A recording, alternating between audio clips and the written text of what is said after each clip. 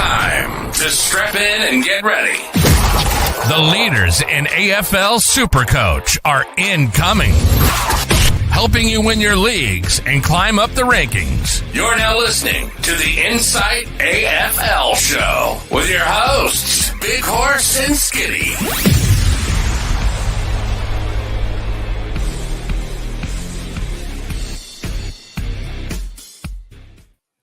Hello and welcome to the AFL Insight Fantasy Sports AFL Show. I am your host tonight. I know I am Skiddy IFS, and unfortunately tonight there is no Big Horse Mick Dell because he's gone under the knife a little bit. So we're hoping that he feels all better. Shout out to you, Mick. Can't wait to see you back. Hopefully he will be back for Wednesday's show.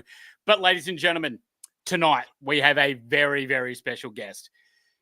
The Insight Fantasy Sports AFL show would not be possible without this man. He is the OG Season 1 host. I speak of none other than the Supercoach Hawk, Robbie. Thank you very much, brother. What's that, Coach? Mickey Dell's done a hamstring. Couple of run-throughs. I'm ready. Get this shit off. Warm up. Let's go. Let's go. I'm stepping in, Coach. I'm ready to play. When Mick Dell's down, Kennedy steps in. Let's go. How are you, big man? I'm fantastic, mate. It's beautiful to see your face back here on the pod, mate. It's been way too long in between drinks. Way too long. Been doing way too many boring things, and I'm very excited to be dusting off this mini studio that I have and getting off the exercise bike and chatting to all you good folks. It's fantastic, mate. And I'm sure all the kids of WA, you teaching them how to play tennis, are extremely thankful for that. So, tonight we'll be going through round 13, all the highs and lows of the round. Who did well, who did crap. There will be the squeeze of the week. There will be cone of the week. So everything like that there. And, it's going to be fantastic. But if you haven't already, make sure that you like, subscribe, and be a triple banger. Hit all those things that we love for you to do. And it makes us to be able to get this show out to more people. And then more people can join our community and be a part of it, like some of the absolute legends that we have in there. It's only Inside Unlimited in the Discord is live and for less than 50 cents per week. And as Horse always says, a Zinger box, upsized, with an extra burger on the side. That's all it costs. It's easy as to join. Fantastic. You get our insights, our trades, our captains, exclusive Q&As for every round of Supercoach, plus some other cool perks. Entry to our Discord will be free. So if you want to just come in and talk with any of us, any of the boys that are in there, then you are more than welcome to. Rob, you're in there, aren't you? Absolutely. All the time, checking out what's going on. There's some good chat. I think it's fantastic. I think you guys are all doing a fantastic job, and it's good to listen along to some of the outside experts and the clowns that sit on their couches as well and be the keyboard warriors. But it's always good. Always good bands. Always good value. There's nothing wrong with that. So get into the link in the description and you'll be able to get stuck in with that to us. Rob, first of all, as when you were the host, we didn't get to, this wasn't part of the show, but introducing, this is the squeeze of the week.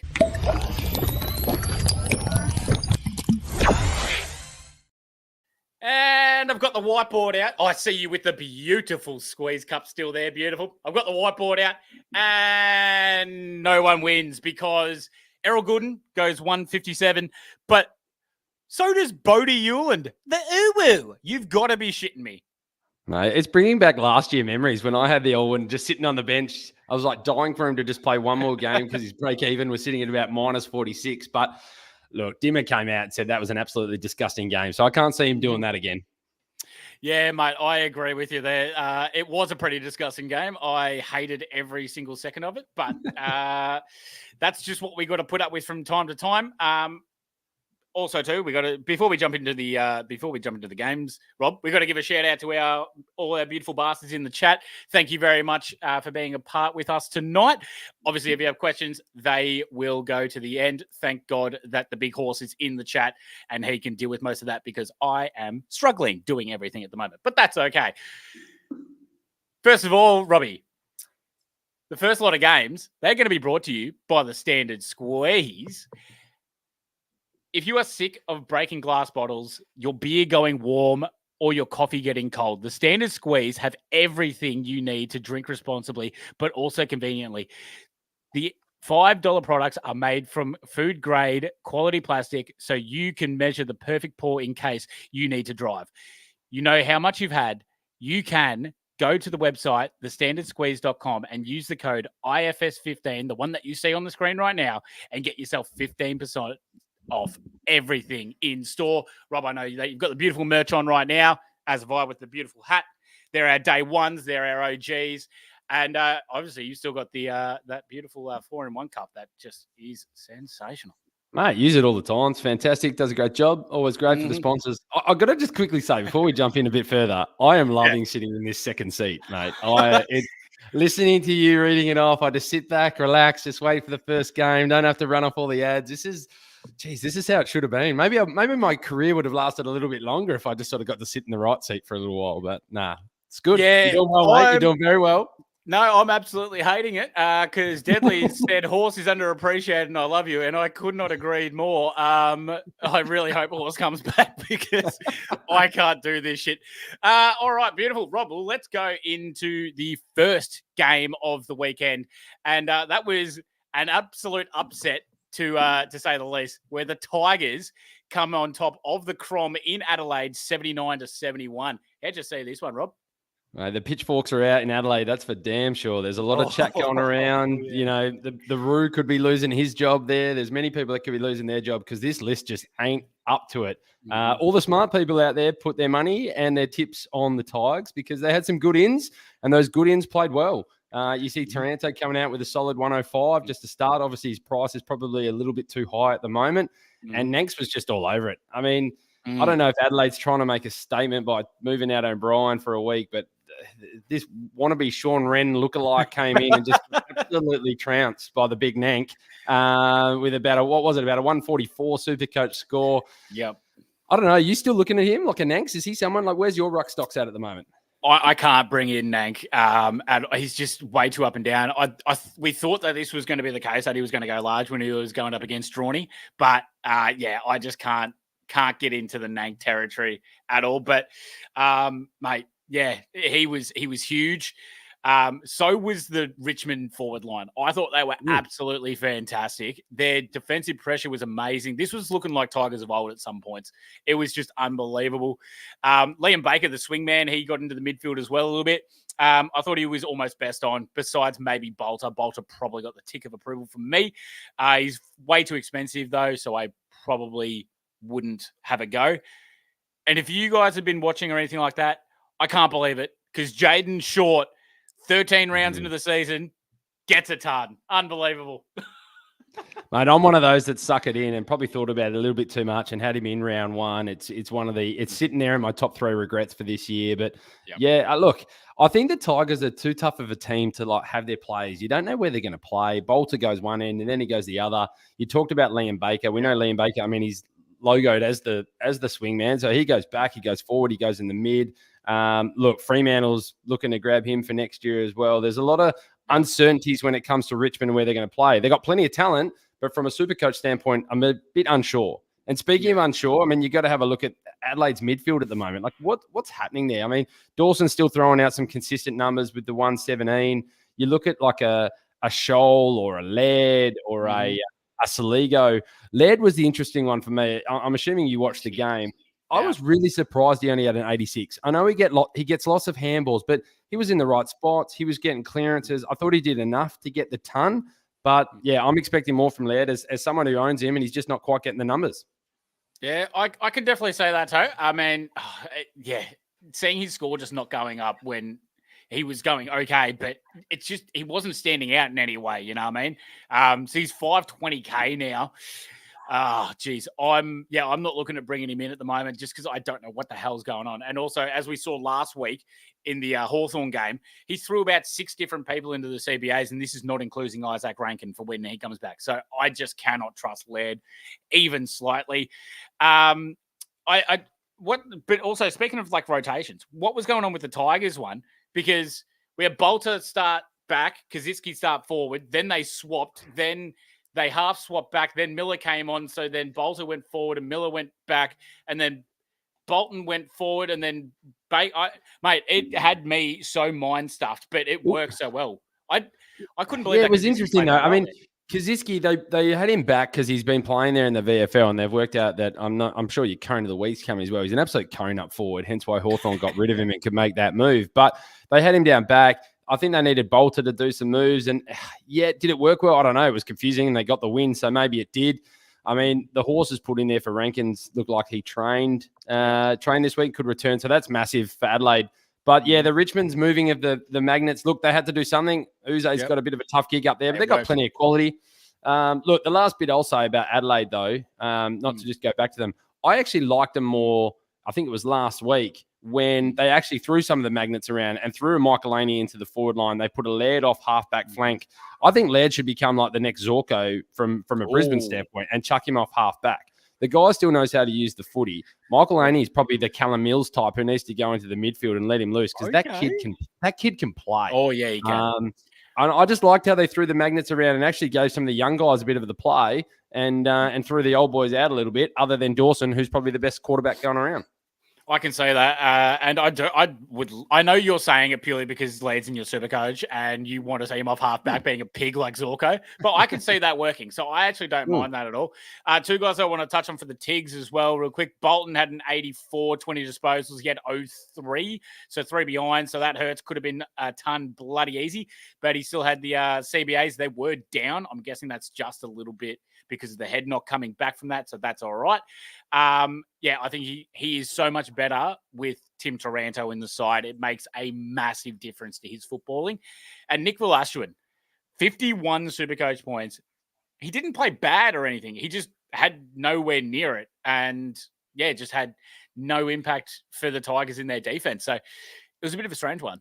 Well, I think Vlosten's kind of taken Short's role in a sense, and this time obviously Short got the footy, so Vlosten didn't. I don't see a game where they both get the same amount of footy. Look, that could be just one of those weeks that looked like, but maybe it's one to watch. If Short's numbers are now going to pop up, have they changed types of roles or what they want to get out of the players? We'll see. I do like that.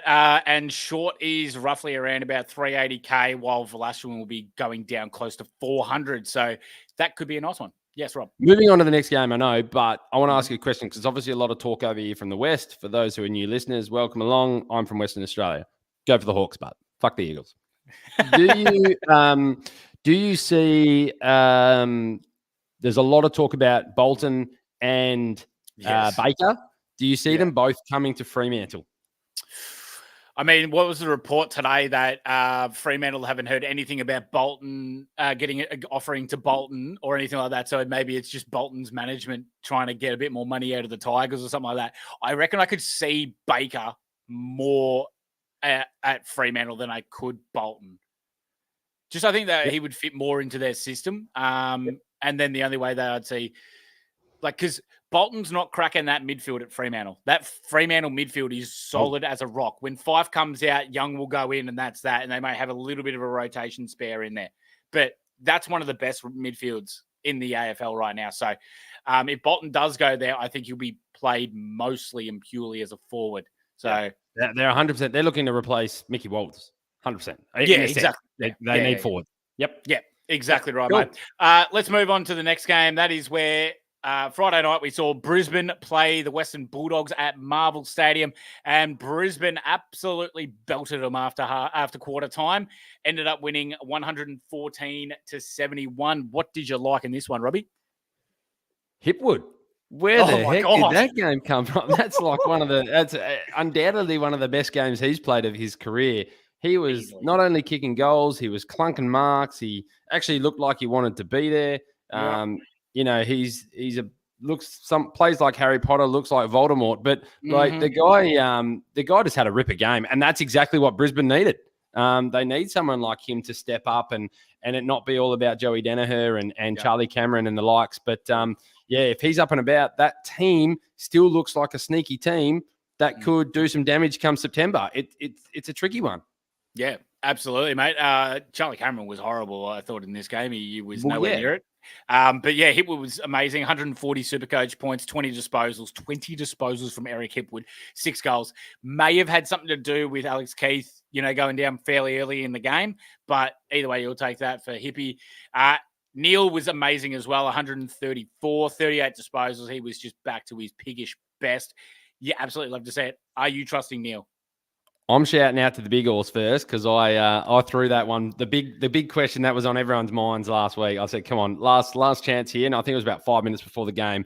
Warner, Neil, Dunkley, those types of things. And he's just given me Neil's your guy, go with it. And I backed it in mainly because of the question that you're asking, which is, do you trust him? Like if I was really probably going with my gut, I was going to go a Dunkley. I trust Dunkley and what he's going to give. Yep. The ceiling for Neil is huge. I worry about the tag.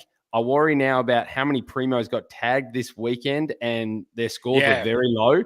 But, all he's done is bring a bit more attention to himself now, hasn't he, to possibly get that tag? But, look, he's worth the risk, I reckon.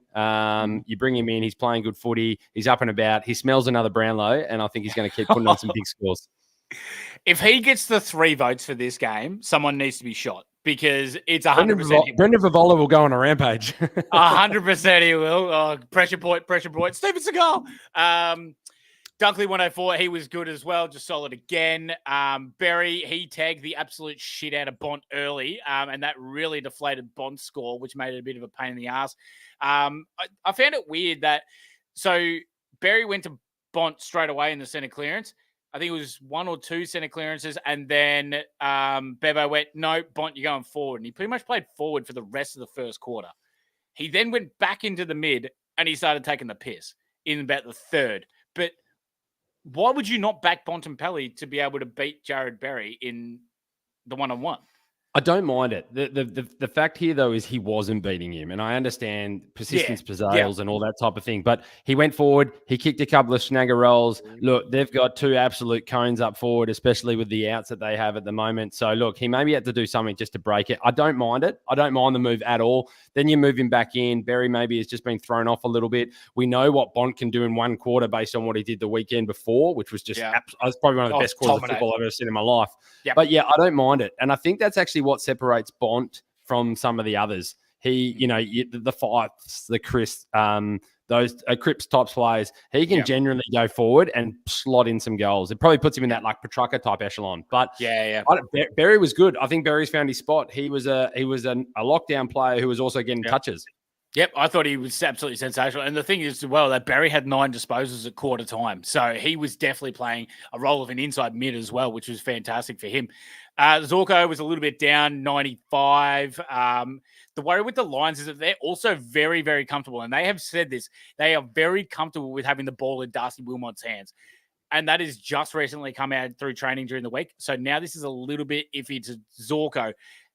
I didn't really read too much into it. But now seeing the game on the weekend where it happened, where Wilmot had 81 Supercoach points and had 23 disposals as well off that halfback, instead of just feeding Zorko every single time, they are now actually very comfortable having the ball with Wilmot's hands. So, I mean, I'm not panicking or anything like that yet, but it's just a watch at the moment. And then Revel, he's still making his cash, so I thought he played all right as well. And Kai Lohman, who had 65, 11 disposals and 1 goal. I think he's still going to have a low break even, so I would hold there. Is there anyone that really impressed you for the doggies there, Robbie? Oh, Libba just doing Libba things, comes back into the side, 104 Supercoach points. I think that's the big one for me. I think he just makes the team better. I'm really intrigued to see what's going to happen when Ed Richards comes back. I hope he stays in there as well. I think that's actually a really nice mix. It's got a little bit of a Freo feel to it when you go a Richards, Libba, and a Bont in your midfield. I think I really like that balance in there. And Treloar, I mean, to have that 4-way type, that's awesome. I mean, it's a gun midfielder. We know that. Bont with his 99. Look, he did a good job. He fought through, got some extra points there with the 3 goals. Killed me a little bit with the VC and sort of hurt me. But me too. Killed me worse even today with the C, but we'll get there later. And look, I think Bailey Dale's finding a little bit of form as well. I think he was only a 95, but I think he's a solid player and one to have. The question is, all the English owners out there, I haven't had him all year, but there's been a bit of inconsistency there, hasn't there? Mate, this bloke could not want the season to be over anymore to piss off over to WA. Make it look less obvious. Like, I thought he was horrible on the weekend. Like, McInerney kicked his ass, like, very, very obviously. So he only had 88 Supercoach points, 16 disposals, and only 22 hitouts against Oscar McInerney. And he normally dominates him as well. So it was either he's got something wrong with him. I know the six frees against were a bitch, but still, like, and some of them were weak, but I don't care. Like, he was still getting beat in and around the ground by Omac, and he, normally dominates. So I just be better. Weak as piss. Garcia, he had 80, another 20 disposal game. He's insanely impressed me with the fact that he is playing like deep forward, then high half forward, and the ability to get over 20 disposals. He could really be, he's really looking damaging there for them, which I really like. So I think he can definitely stay a hold. Jack Macrae, though, Rob, this has been someone that a lot of people have been asking me and Mick about, hey, should we bring Macrae in? The answer has always been no. Last week he goes 102 or 104 or something like that, but he kicks 2 goals. He had some CBAs this week. He had none last week. What's your answer? The funny thing is when he had his CBAs, he went in and got disposals. It was like he just showed that he can. It's where he should be. This is Dunkley 2.0, but too late in his career now. That I don't know what Macrae's going to do. Surely he asked to move somewhere, and surely somebody has a spot for him because the guy's just a midfielder. So you can't make somebody something they're not. You don't find many midfielders who can just go forward and all of a sudden become a forward. High half forward is one of the hardest positions to play on the field. Just because you think you can go and get disposals, you can't. That's just not how it works. So the poor bloke's been an absolute A-grade primo, not just for Supercoach, but as a player, as a midfielder, and he's not making that midfield anymore. So, look, he's a bit dejected. You can tell when Bevo walks past and taps him on, but I ain't touching him for Supercoach. I don't care where his floor goes. This is the beverage effect. You can't touch Macrae. Yep, I agree there. You know which team I thought he would actually work really, really well in before probably like 3 or 4 weeks ago? That was the Hawks without Will Day. Yeah, I see with Will Day, there's no way he's cracking into that. No point now. But like that kind of archetype can work in certain midfields. He'd probably work pretty well in North. Maybe. The problem with North is you guys actually just have so many midfielders that you might as well. You got to keep going with them. Like you just got to keep going. But I'm sure if we sat down, we'll save it for another show because we could probably go over a few teams. But it's like, somebody would have a spot for him. He would slot in. He would slot in well. Anyone in the chat, tell us where you think Jack Macrae would slot in at least as a midfield rotator in some way, shape, or form. He genuinely can't play any other position on the ground. No, that's actually maybe wing. Like, he could probably suit a wing. I haven't seen him do it very often. Either way, he's got 2 more good years in him that could help any side if they've got a spot for him in their 4 or 5-man midfield rotation. 100%. He'll probably go to Collingwood next year and absolutely rip him in half. Okay, let's go on to the one that you want to talk about more than anything in the world, Rob. Let's talk about how the Hawks just get over the line against the Giants down in Tassie. I can't believe that. So when we did, for those of you guys that don't know, me, Horse, and Kizza on the preview show, we got a $53 multi rolling, and it was Tigers, Hawthorn, and North all to win. Kizza was very confident in the Tigers winning. I was very confident in the Hawks winning. Mick was very confident in the Roos winning. I can't believe that the Hawks won by the least amount of points out of those 3 games. But there you go. Let's talk about it because it was a little bit controversial at the end there, Rob. Was it a free kick to Sicily or was it not? My answer to this one is pretty simple. Is it a free kick? The simple answer is yes. They pay these ones every day of the week. I don't really love it that much. I don't think the timing was too bad on it. But they pay that free kick every day of the week now in the last 5 years. So that's 100% a free kick. I'm pretty sure Kingsley said the same thing in a sense. Like, they know it's a free kick. He just didn't need to do it. But look, I'm shocked the Hawks won this one, not because of the way that they've been playing and all those kind of things, but they're just great to watch at the moment. I'm really enjoying it. I think this has probably been one of my most favorite seasons to watch in a sense of I'm not expecting anything from us. We were horrendous to start this season, and they're just coming good. And big parts of it are for some of these players. I mean, Will Day, since he's just come in, shout out to those that just used to roast me week in, week out that Will Day sucked. Will Day, this kid can play. Since they've come in, the thing that they've done, he's just a great player. He's only going to get better and better with 137 Supercoach points, 27 disposals, 10 tackles. And just you can see he's a bit of a leader around the ground. The one I'm loving as well, he sort of started this way at the start of the year. Then I don't know if the magnets got thrown around a little bit, and then he's back out, really knows his role out on the wing is Massimo. I mean, Massimo D'Ambrosio has probably been one of the nicest pickups. Pretty sure this kid's like, is he 20, 21, 19? 21, yeah. 21. Yeah. Like this kid, he can use the footy by foot. He moves well. I think he's really starting to learn his spot in the team. 92 Supercoach points. Massive shout out to those that held him. I held him for quite a while. At the end of the day, it was because I just wasn't sure where he was going to play that I just had to move him on, which I think most people did. And my favourite player behind Will Day now is Dylan Moore. Like, player. Mine too. Yeah, I mean, only 89. And if you say only 89, that means somebody's been absolutely carving it at the moment. But God, he's good. And he's just an absolute team player. Anyway, what was it? Did he have five goals? 5 goals. He's last running week, out. 27. Yeah, and then when he hit Gunston up, like that's just, mate.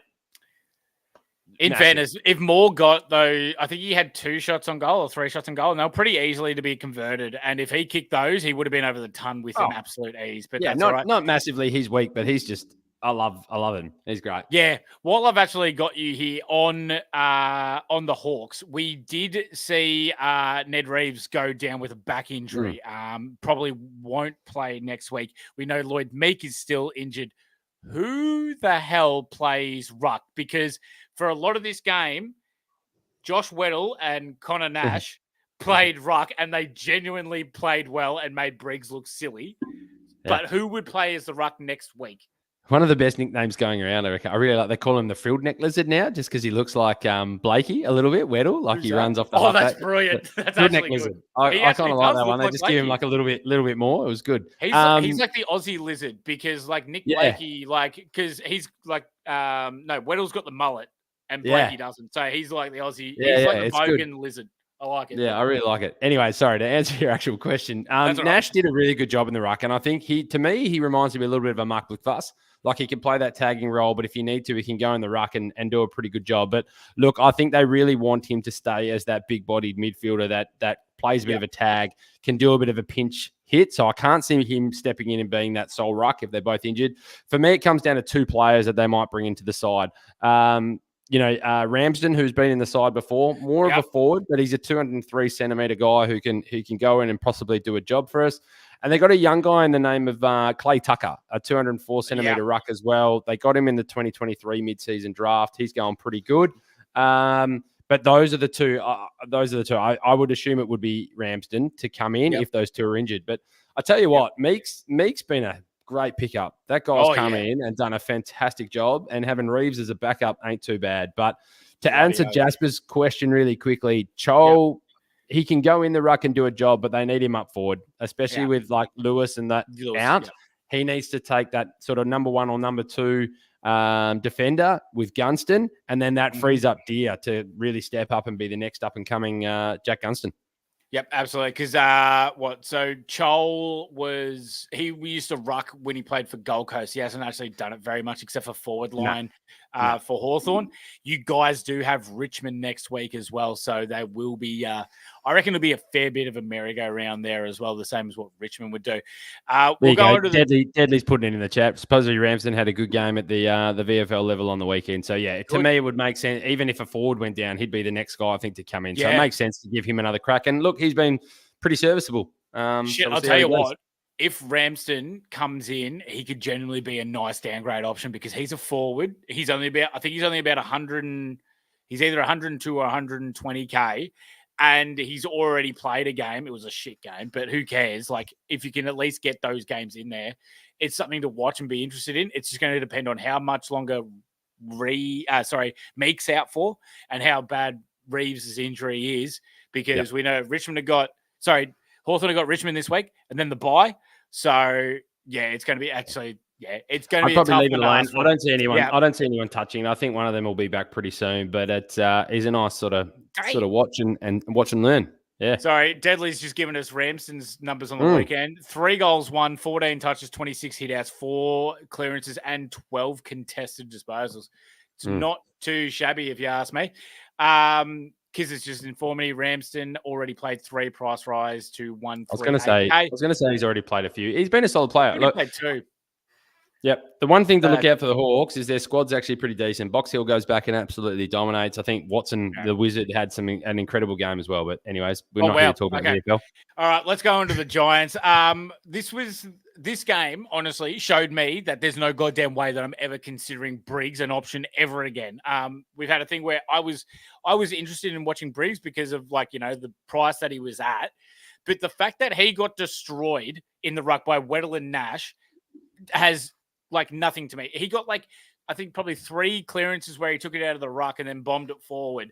But the other times, Weddle was almost out jumping him. And then if they weren't, they were reading it off Briggs's hands. He only had 38 hitouts against a guy that's only 195 centimeters or something like that. I'm not a chance, Briggs. Piss off. You've done your dash. Peatling, 111K. Very interested, though. 18 disposals, 10 tackles, which is beautiful to see, and a goal. The only thing is that Kelly's probably back next week. Canelio's probably about 3 or 4 away, so that makes it a bit tough for him there. Whitfield, Horse, don't worry, I got you. 108 Supercoach points, 30 disposals. Don't worry, he tummed up, so good on there, mate.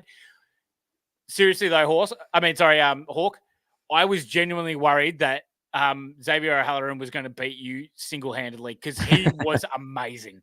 He did a Hardwick, didn't he? Blake Hardwick. He sort of went down there, started kicking a few goals.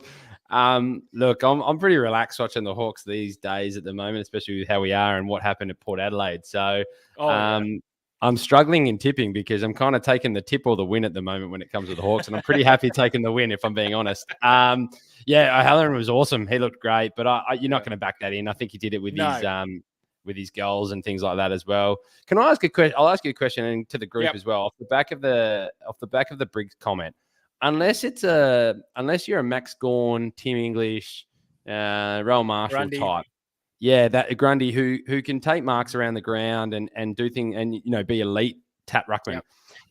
Is the true ruckman starting to phase a little bit out of our game? Because to see what they did to a Briggs. And we started winning clearances. And when someone else is going to win the ruck tap, what I think he didn't do, though, to answer my own question, though, is he should have just taken the ball out of the ruck and just booted it long. It would have been boring footy to watch, but should have just destroyed us like that because you can't get hold of the ball anymore for taking the ball out of the ruck. Take the ball out of the ruck, boot it forward. Yeah. He tried to do that. Weddle stripped him twice. He grabbed it out of the ruck, pulled it down to about his midsection, and Weddle just grabbed it and went, and he ran the other way. And he did it twice in the last quarter. Briggs tried to grab it out of the ruck probably about 4 or 5 times, but he just could not get the ball to his boot. Love Weddle. Anyway, just a question for the group. Anyone to think about it? But I think the ruck is almost going. I mean, look, we've got some amazing ruckmen in the league at the moment. We've got some absolute amazing up and comers as well. When we're obviously Gawn is the main overall ruckman. English has been good in the past, and he's just having a bit of a down year. But then we've got these supreme athletes kind of ruckman, where we've got Grundy, who is not the biggest, but God, he's athletic and he can move around the ground really, really well. We're seeing what Tom de Koning is doing at Carlton. He's been playing amazing football in the last couple. But then, when you look at it as well, Tristan Xeri, he's been playing pretty well for North, and he can't tap to his own teammates for shit. So we see this from time to time. So I think there's still just a variety of different type of ruckmen, and the rucks have to figure out their own way to be great at it. For prime example, you look at Todd Goldstein, who's been probably one of the best ruckmen for the past 15 years. And he's not the most athletic bloke. He's not the tallest of them all either. But his positioning and his body work around the grounds to be able to win those ruck contests and be able to tap those out, that's what made him so good. So it's just how to do it. But Tom Green, 79 Supercoach points, 26 disposals. I thought he was going all right. That free kick at the end against him to Sicily put him down about 13 points. So that kind of hurts. But he needs to be better in a midfield that doesn't have Canelio and Kelly. So it's kind of hard without them. Angwin, nope. We were having a look, but not a goddamn chance anymore. And Leakalier, 55 Supercoach points, and he's just Buckley's placeholder, so I am not having a go at that. Rob, now it's time for my favourite time, and excuse me for a second. I love it. I'm going to let you do that. I think the big horse, I don't know if the big horse is giving us a hurry up or he's giving us the rev up for everyone to get them excited exactly for this moment. Moving on to your boys. It's time. We've won a game. It's unbelievable. I can't believe it. North have won 74-65. I can't believe it. We've won a game. 13 rounds. It took us no Harley Reid and no goddamn Tim Kelly, but the lids are finally off. North are coming home. Dacos is now injured. We're beating Collingwood next week. Book it in, lads. How good's this? One of the greatest coaches of all times. Winning percentage is getting absolutely destroyed, but he can finally put one in the wind for this year, mate. Oh, I can't believe it. It's all right. It's all over. I'm just so happy. That has been the happiest I've been in a long, long time. I'm shit you not, Rob. I shed a tear. I shed a tear when Jai Simpkin took that mark and the season and the clock went to 0 and he bombed it away. I couldn't believe it. I thought we were stuffed when they got up in front again, but that's all right. Can you click on Big Horse's comment because it's a good one? Plus, I've got a nice little bit of bounce. I like a bit of bounce to West Coast. So why have Harley Reid when you can have Jaden Stevenson? Hey, Jaden Stevenson won a Rising Star. Harley Reid won't. Yeah, yep, that's true. Yeah, Jaden Stevenson also made me want to throw my phone through my TV on the weekend, but that's all right. No lids. End the season now. Lids are gone. Come to North. Yep, we love this. Thank you. You'd never see this anywhere besides Insight. Just a bit of North love. All right, let's go on to the game, actually. Yeah, let's get into the Supercoach for a bit of fun. I reckon we run through this one. I think you got a bit of North chat here. I think it's pretty good to go on the Supercoach because this is what we're here for. I mean, Yo's still playing incredible Supercoach footy this year. Another one of my regrets, but I made a strong call to not bring in injury-prone players. 127. Got his value back up. Will he get his contract at Adelaide? Adelaide probably have to have a really good look at their list and wonder whether this is the type of player to bring in now, or do they start again? Who else? McGovern. Robbie, just quickly though, that Elliot Yeo 127, he was on 70, I think it was 73 at 3/4 time. He had a massive last quarter. Massive last quarter. Absolutely tore it apart. Yeah. Carry on. And he is that spirit. I mean, but that's the problem with West Coast at the moment. If it's not Yo or Reid, there's no one else really being that spark to get him going. So So we've been saying that actually, that the fact when Yo doesn't play and it's just Tim Kelly, he doesn't give a stuff about trying to protect Reid. It's Reid by himself, but he's done it one game. But when Yo's there, he makes Reid just so much better and just flies the flag for him. But yeah, I 100% agree with what you're saying there. I'll tell you what, one thing people are going to watch is Sev Larkey and what he does against West Coast. Because you look at like a McGovern again, 88 Supercoach points. He had a massive first quarter. I'm pretty sure he's on like 43. And then he just cracked it up from there. But Larkey finds a way. I mean, Eagles have always had, despite whether they've been top ladder, bottom ladder, all those kind of things, their backline is strong. Barras and McGovern are two really good defenders. He just looks at that, I'm playing West Coast, well, lock me in for a few goals, It's just, it's interesting. I'm pretty certain he's kicked, I think he's kicked 17 goals in the last 3 games against West Coast, if I think about it. And that's against McGovern and Barras, and they are genuinely, amazing. I thought W Train almost absolutely killed us in that last quarter. He was unbelievable. He had 3 goals and 16 disposals right at the end there. He was fantastic. We're not looking at Sheed anymore. He was god-awful, and this was his main chance to have a crack, and he did not. He only had 45 Supercoach points.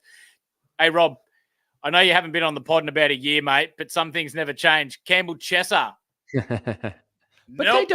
Potato. Not a goddamn chance in hell. I'm going to call him the Irish. He's a potato, a bit of a spud. I do like the name you've got there on the next one. The next is Hutchinson for people to sort of have a look at. The problem here, so to let everybody know, because it definitely wouldn't make news over East, is that's caused a bit of a rift at West Coast, that selection. There's a lot of, look, a guy's just been picked up in the mid-season draft, has played 1 game up north in the waffle, didn't really do too much, and then all of a sudden he's selected. What's that saying to your list? That's Yeah. what is that saying to some of your players that are kind of, finding their way to either keep their contract or get re-signed? It really lets them know that they're not on the spectrum. To let you know what happened there, though, then the Waffle team went and played, and the Eagles have a reserve side that plays in the Waffle.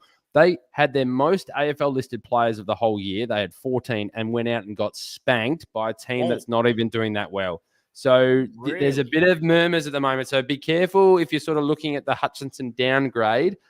Either Simo's going to say, stuff ya, and I'm picking him, or he may have to listen and go, a guy that got 5 touches, maybe I should rethink what I've done here.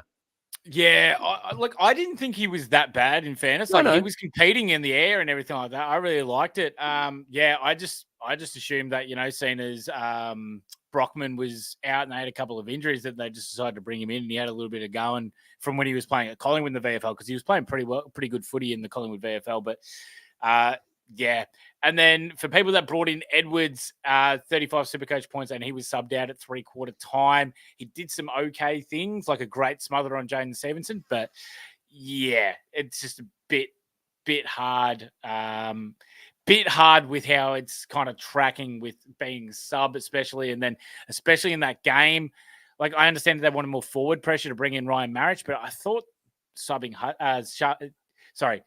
Edwards out was probably the wrong call there. There was probably other players that they could have done. But the chat ad here is very much for West Coast to start playing the kids.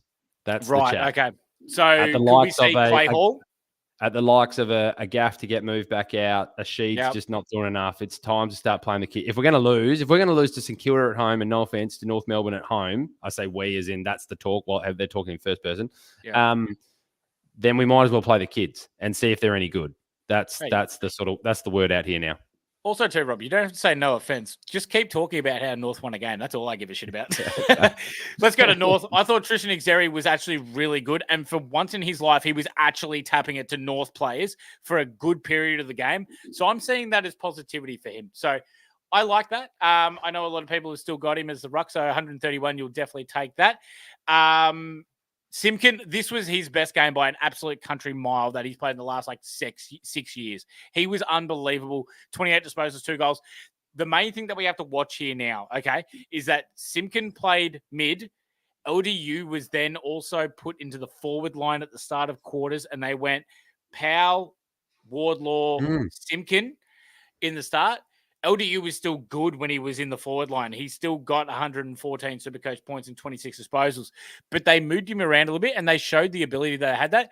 LDU has also said that he was actually fine with that and happy with that, because he got to have a bit of a breather and someone else was able to, have the foot on the pedal for a bit. So I don't mind that. I reckon it's still going to do him well in the long term as well. But it was just good to see Jai do that. He's at about 350K. If he keeps getting the CBAs, I wouldn't be expecting this every week, but we can use the game next week against Collingwood to be the parameter bar of how we're going to see Simpkin. I've got no problem at all watching Sheasel. All right. No problem at all holding Sheasel. 129, 30 disposals and a goal. And he did not play 1 second of half back, except for the time where he pushed back to it. No problem with holding Shees. Don't worry about it, lads. Shout out to Horse, because I'm pretty sure he brought this man in after me telling him for about 5 weeks, don't worry about it. Sheasel was gone. Now he's clear for takeoff. And that is Zach Fisher, who had 120 with 36 disposals. Injuries, nothing. Bazza, don't worry about it. They just said it was a little nag, it was either a corky or just a little something. Don't stress, mate. He's all good. He'll be back up and about. No worries there. Cramp. Thank you, Deadly. That's the word I was looking for. I want to give a quick shout out though to our mate Trent, and he wasn't wrong with his comment when about a few weeks ago I looked at Fisher's price with the McKercher injury as well. When is Fish the one to bring in now? Is now the time? Because I hadn't had him all year. And he made the right comment, which was never trust a ruse player. But I must admit, every week since I've been watching since that week, seeing Fish do his thing, it does hurt my soul. But that's all right. My main thing was everyone was asking me a couple of weeks ago when Shees was moving off the halfback line. And my main thing was how much is the ball is going down there, right? Fisher has been, he's been able to do this even when we were not losing by a shitload, but we were still losing. So what do you think is going to happen in the second half of the year when North is starting to run out of legs and the only person that's able to run is Fisher and the ball's just getting force fed to him? It was a pretty easy call for me in that aspect, but that's all right. And then also Will Dawson, for the people that brought him in, he gets subbed off on a 0 because he's either done his collarbone or shoulder, and that sucks. If you listen to me, that wouldn't have been a problem because I told you not to bring him in. Let's go to Saturday night, Suns versus Saints. And was this the most... There was a couple of controversial calls this weekend, Rob, but was this the most controversial, the holding by Mac Andrew to Max King? No, the Yo one was worse. I think the Yo one was worse, but this one was terrible as well. These two are right up there with each other as same two as of the worst Sicily. decisions. You're right. That shouldn't have been a free kick to Sicily either. That's not what I said. People are watching at home. They know what's going on. But no, I think these two are by far some terrible decisions. Look, the AFL got us to talk about it. So well done, AFL umpires, for making yourself relevant. Very good. Mm-hmm. Yep. Absolutely couldn't agree more there, mate. I thought that was the most bullshit one. But the AFL did come out and said that they got that call wrong. They got the Sicily and the Yo one right, but they got the Mac Andrews one wrong. Did they say they got the Yo one right? They said they got the Sicily and the Yo one right. They said both of those were the rules that was implemented, and they were happy with both those calls. They were not happy with the Mac Andrews one, though. Fair enough. Which I think that's about right. I hated all three of them, in fairness, but that's okay. Saints, Sinclair was awesome in this one, 147, 31 disposals. And that is no CBAs at all. So that's all off of half back. So that is bloody good to see for people that have Sinclair. For Wang, it's not great, but it's not bad because Wang can still get the ball off of that. He had 90 Supercoach points, 28 disposals, so that's all right. Trying to work out who you're talking about. Sorry, Nasiah Wanganeen-Miller. We call him the Wang. I got it. Swing him. So he was okay. So that's all right there for them. But for people that own Riley Bonner, the Boner, it is flaccid as all shit. It's over. There's no pills that's helping here because Sinclair has kicked him out of his position. He's swung anywhere that they can. I don't know if he's even going to stay in the side. He only got a 43. Nah, gone. Anything for you here, Rob? No, you're spot on. I think, he's got to go. Look, it's a weird one. The big thing I'd say to people, and I'll go through some more scores in 1 second, but it's like the big thing I'd say is be very careful looking at this game for what you're going to do with some of your players, because this has just became a chip around game. Listen to the coaches. The coaches openly both said that this is not how they want to play footy. It just was very tough to move the ball. So it was a Fremantle chip fest at the back line. So just be very careful with watching these ones. And therefore players like Steele only got a 98 because, it was getting chipped around the back line a lot. I still look like what he's doing. You hold on to him. His tackling is going fine. When you see him get 8 tackles, you hold him. Yeah. I like the game of Hunter Clark. Hunter Clark looked all right, actually, getting back in the side. 96 Supercoach points. Was in the CBAs. I think he had about nine CBAs in the middle there. What else do we say? Riley Bonner's go. And Wilson's got a massive BE now, so he's got to go on my list as well. And just had a really weird sort of looking game. So he's one that'll go for me. Again, the Suns, they've got a weird setup at the moment. We talked about Ubu with his 157. It's just insane. Flanders just keeps on doing his stupid sexy Flanders with his 152 at the back line. I must admit, probably the only part I really enjoyed of this game was my head-to-head didn't have Flanders, so that was nice. That's brilliant. What's your thoughts? Let's have a quick chat and then we'll move on because I don't think this game's that exciting. Your thoughts on Tuk. He's now getting the tag. Yeah. He's now getting the tag and he's struggling. Yeah, so Windhager went to him and shut him pretty well down. I thought that was a little bit of an interesting go because Noah Anderson wasn't super damaging, but he was more damaging than Took had been, even though that the Windhager tag was there. I thought that he should have gone to Anderson pretty comfortably. But yeah, I mean, the tag is well and truly back with these bikes of Windhager, Jordan. We saw what Neil Bullen ended up doing today to Nick Dacos. We saw it last night with Chincotta going to Merritt. The tag's definitely back in a big way. So, Yeah, I thought it was strange that he went to Took, but yeah, because this could have been a really, really piss poor game for Took if he didn't kick that late goal and boost his Supercoach points, because this could have been about a 40 for him. Yeah. And Matt, the one thing I'll say to Matt Rao's got to learn how to get cheap footy. He knows how to get hard footy. He gets in, he gets hard footy. He does it extremely well. But if Ando or Took's going to get tagged, he's got to learn how to get cheap footy as well.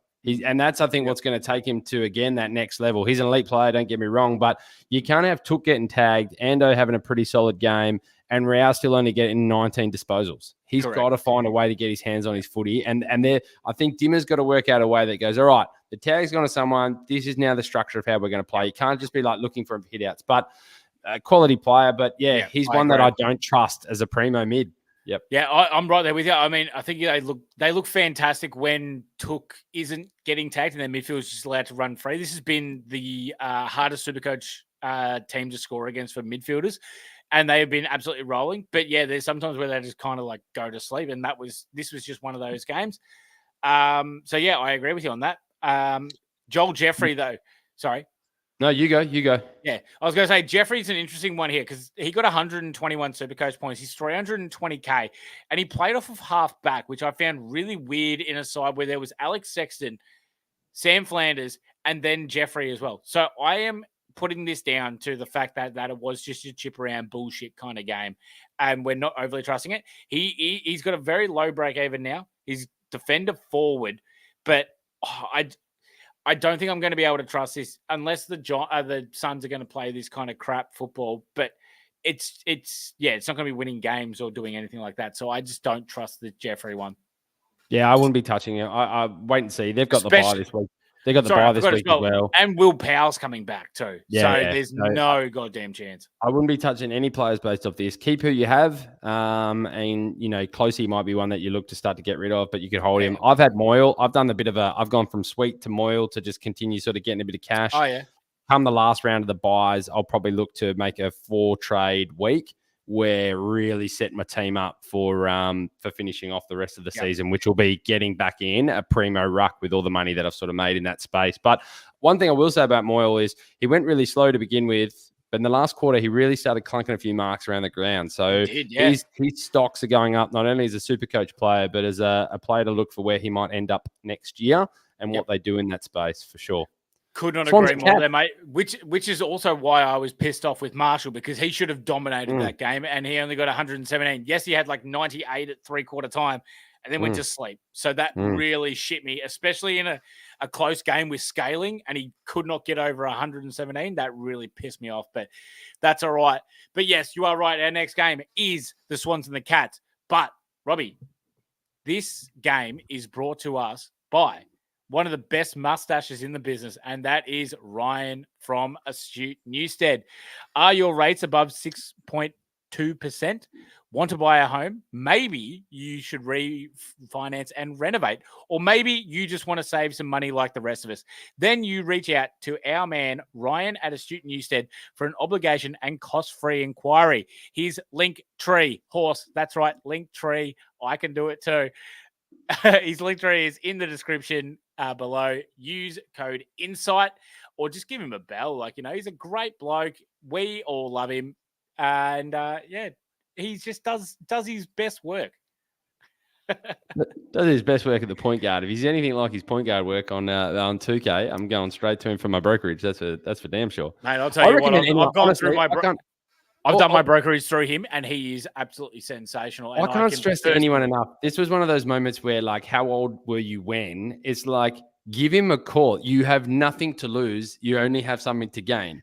The worst thing that can happen is he does all the work and he says he can't find you a better deal, which I know he will find a better deal, and you save money from doing absolutely nothing. It's a no-brainer. Give him a call. It was one of the best things. I'll never forget when I went to a broker for the first time, way back in the day. I'm pretty old. And then they found me this good deal. And I was like, are you sending me an invoice? They're like, no, we get paid by the bank and all that kind of stuff. What? Yeah, give him a call. Give him a call. I thought that too, because when I went through Ryan said I get paid through the bank. And I just went, Mate, you could have so easily just been like, "Oh yeah, here's 200. Like, here's what you owe me, $200," and I would just be like, Yeah. "Oh yeah, fair enough. I'll just pay that." I'd save something like $400 a month or something for doing nothing, just going to a broker. And Ryan's the guy. Give him a call. But as the chat say as well, if you don't want to just contact Ryan for his beautiful work for trying to save you money, just tell him how good Crouch Potato is. He absolutely loves that. All right, Hawk, let's get into the Cats and the Swans. The Cats jumped out to a very, very early lead, and they looked pretty bloody dominant at the start of the game. How good was that Tyson Stengel goal from the pocket, though? Oh, my God. Fantastic. Look out. And then the Swannies just went, hold my beer, we're going to turn it on, and they absolutely steamrolled them, finished up 112-32. Our man Golden Tonsils, Phil in the Discord, was losing his goddamn mind. It was fantastic to see. Rob, is there a better midfield than Errol, Warner, Heaney, Grundy? This is dominant. Yeah, no. They're definitely the best midfielder at the moment, 100%. When you include the ruck in it as well, even if you don't include the ruck, I think they're by far the best. They can turn it on a dime at the moment. They got given a little bit of a wake up shake at the first bit to get going. The crazy thing about this is, you talk about Callum Mills and Luke Parker still not even in that side at the moment. I mean, that's just insanity. This is like fantasy draft type stuff, and they're all playing for the one side. Look, there's plenty of people that you could put into the conversation as well. Parrish, Merritt, Durham, and Goldie aren't doing the job. They're solid. Come on. They're solid. I like it. Mate, I'm enjoying these deadly comments. They're very good. I am looking down at them and playing along. He's good. There's some really good midfield combinations out there, but that's right up there. I think Fremantle's is going to be one to watch in the future as well, as it keeps cranking along. I'm just trying to think. I do really like Carlton's as well. I think Paddy Cripps and Sam Walsh. If TDK keeps doing what he's doing as well. You used to say Melbourne's, but Clayton Oliver's just not the same player anymore. So, yeah, I think you're right. Swans by far.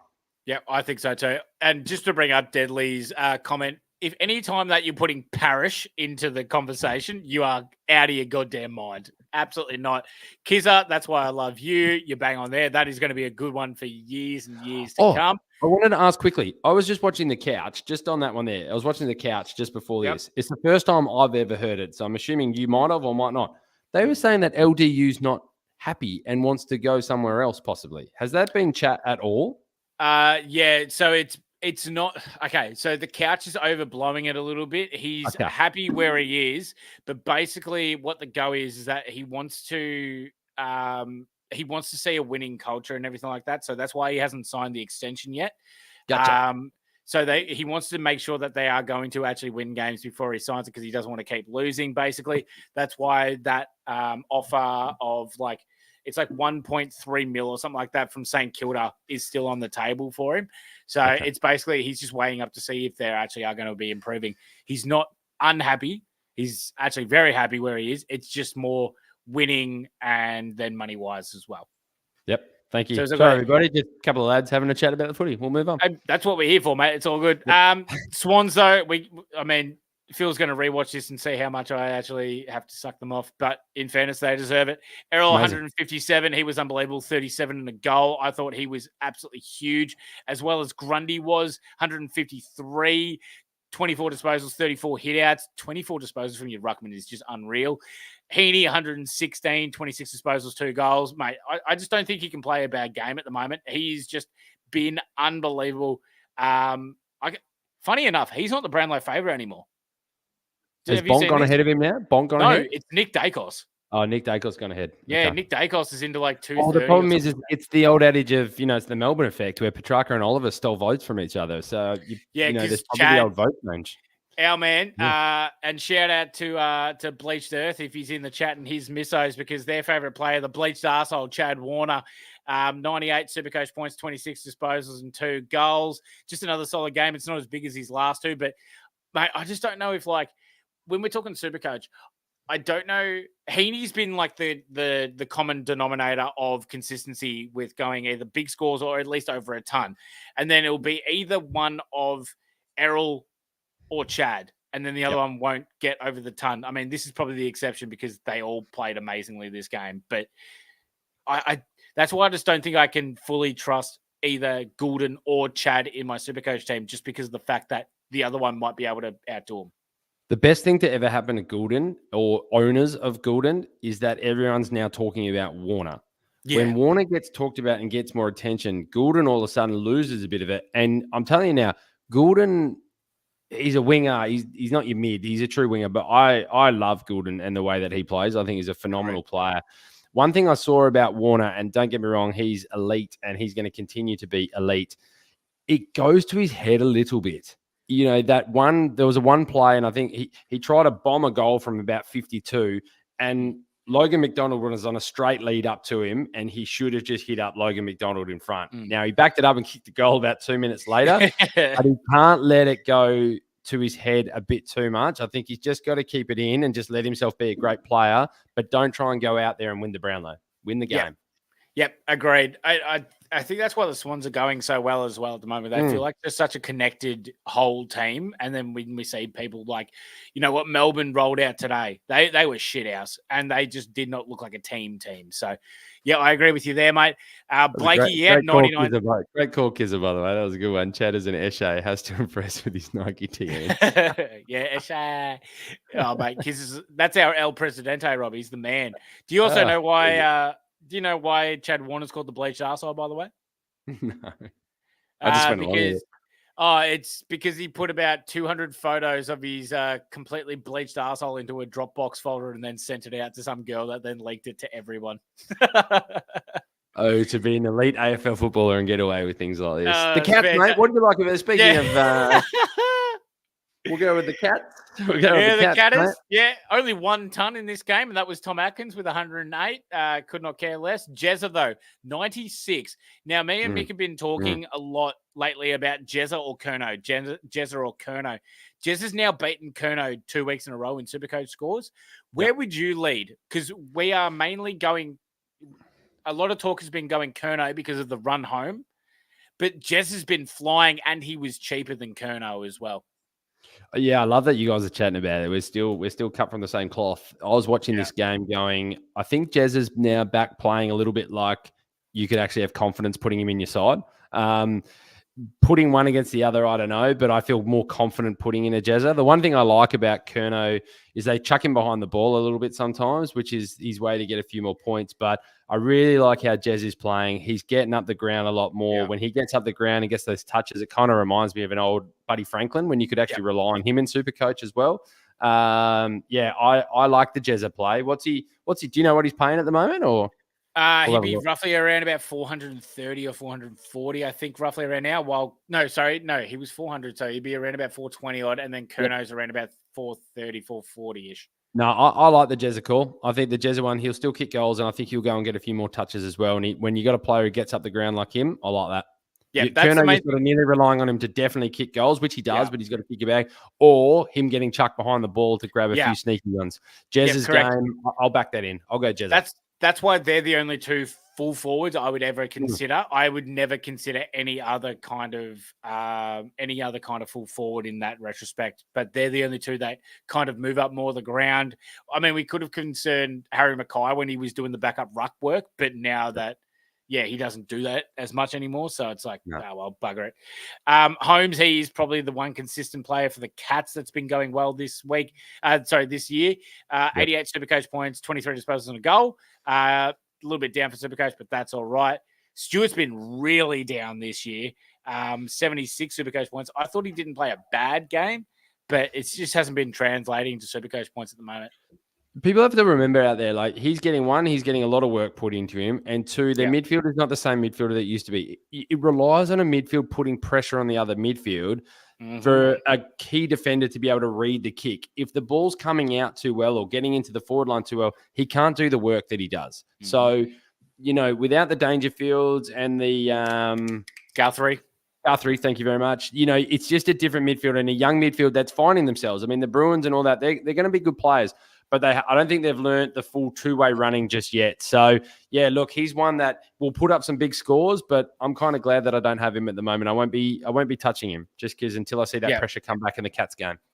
Yep, I agree with you there, mate. And Bose, after a massive week last week, gets a 66 and, only 14 disposals, and he played a shitload of mid. I'm pretty sure he had 18 CBAs, and he was one of the Geelong's most in the CBAs. Not a goddamn chance. Dempsey as well. He only 50 Supercoach points after his massive week and only 14 disposals for him. So none of that.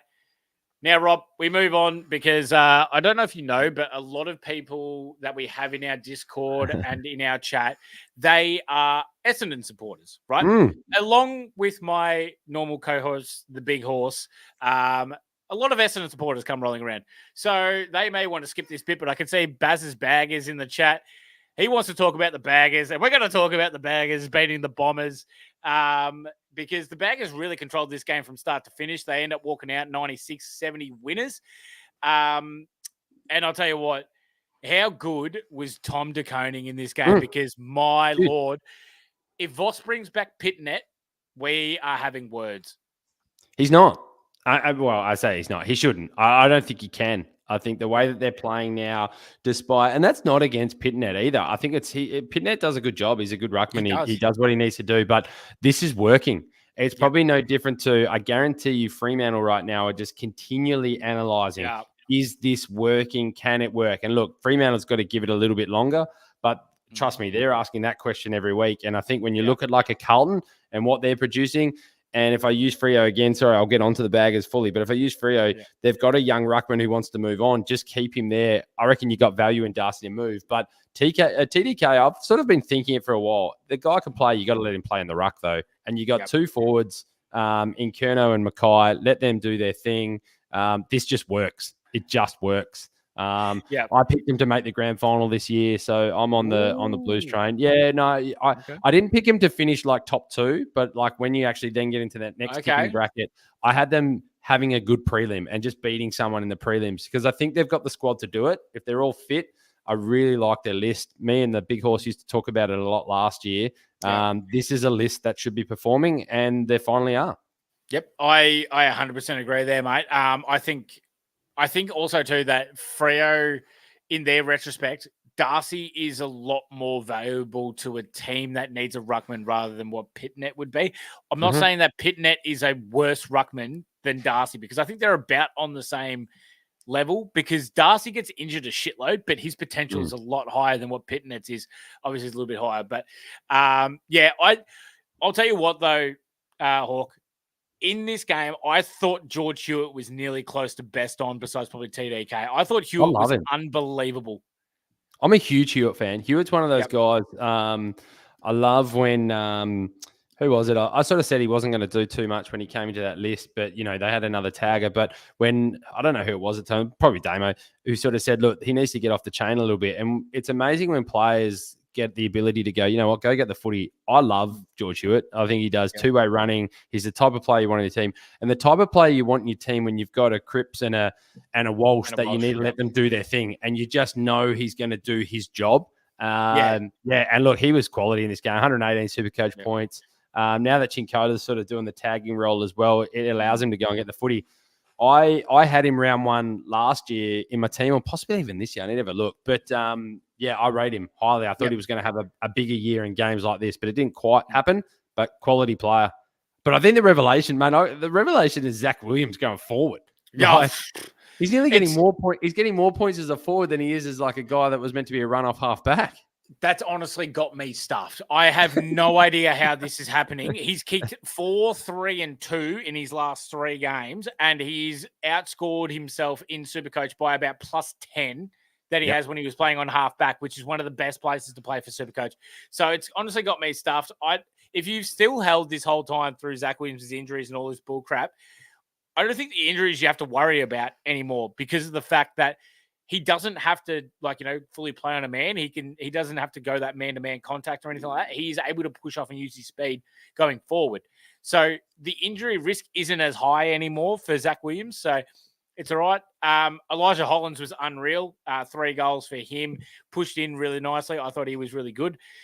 Walsh, he was really well held in this game. Only 22 disposals, 87 Supercoach points. I forgot who tagged him, but it was a pretty heavy tag. Did Durham take him? Did Durham take him? No, I don't think Durham taked him because Durham just kind of plays off and then just plays like very hard ball into it. But it may have been actually, but I couldn't remember exactly. I had a few beers during the Sydney Geelong game, in fairness.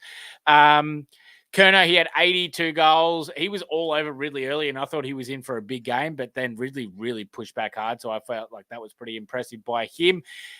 Nick Newman, he had 21 disposals, 9 marks. He's got to stop giving away dumb free kicks, but only had 57 Supercoach points. That was pretty shit. And Cripps, this is exactly why me and Horse always say do not go Cripps, because, yes, he can have those big games, but a 75 for only 19 disposals, 6 tackles. It was just a really, really down night for him. I thought he played like okay because he was trying to push it forward as much. Thank you, Deadly. It was Caldwell that matched up on Walsh. So Jai did a pretty good job on him. But yeah, Cripps was pushing forward a lot, and he just because I think it was because Hewitt was so dominant in the midfield, and he was just able to beat out. Actually, one of my favorite things watching it as well, Rob, was there was a centre bounce clearance after a Essendon goal, and it was Caldwell against Walsh, and then it was Chincotta running into tag Merritt, and then it was pretty much, I think it was Durham versus Hewitt in the midfield, and Hewitt just won the ball with ease and just ran it in, and Carlton were pretty much happy to say, hey, we'll happily take Hewitt versus Durham one-on-one. I love Sam Durham, but he's not that much of the ball winner where you grab it off the ground and then just take it straight out of the midfield and then kick it straight forward. He's not that type of player. He's amazing pressure and amazing tackling ability, but he hasn't got that to his game yet. So I think that was something that Brad Scott needed to rectify, because that was a clear thing where Carlton took advantage a few times of. But Hawk, do you want to talk about Essendon? Because I don't normally talk about him because Horse does, but I'll let you do the honors. Mate, I can do the honors. But you're right with Cripps. If you're in a head-to-head league and you actually care about your head-to-head league, you can't have Cripps. It's just as simple as that. He still puts on an average of about 106, but he can give you those 4 or 5 games under. Bombers, Ridley. Ridley's been one of those interesting ones, isn't he? Like, he can do this, 112 against Supercoach points, sort of does it again. Those 22 disposals, 9 marks. Yep. If you've got him, great. If you don't, you might be rewarded. You might not. You never know what Ridley can do. It really determines the way the game is played. Merritt was a very interesting one. He still walked away with 125 Supercoach points from 21 disposals, 11 tackles. Chincotta went to him and did his thing. This is one of those interesting ones that you watch that, look, I think Chincotta definitely won that battle, but his Supercoach point somehow still sort of sat at that 125, but I thought Chincotta did a great job in retrospect of the game. Yeah. I think Merritt was good, but I don't think he owned the game. I don't think he was that damaging. I think he was okay. When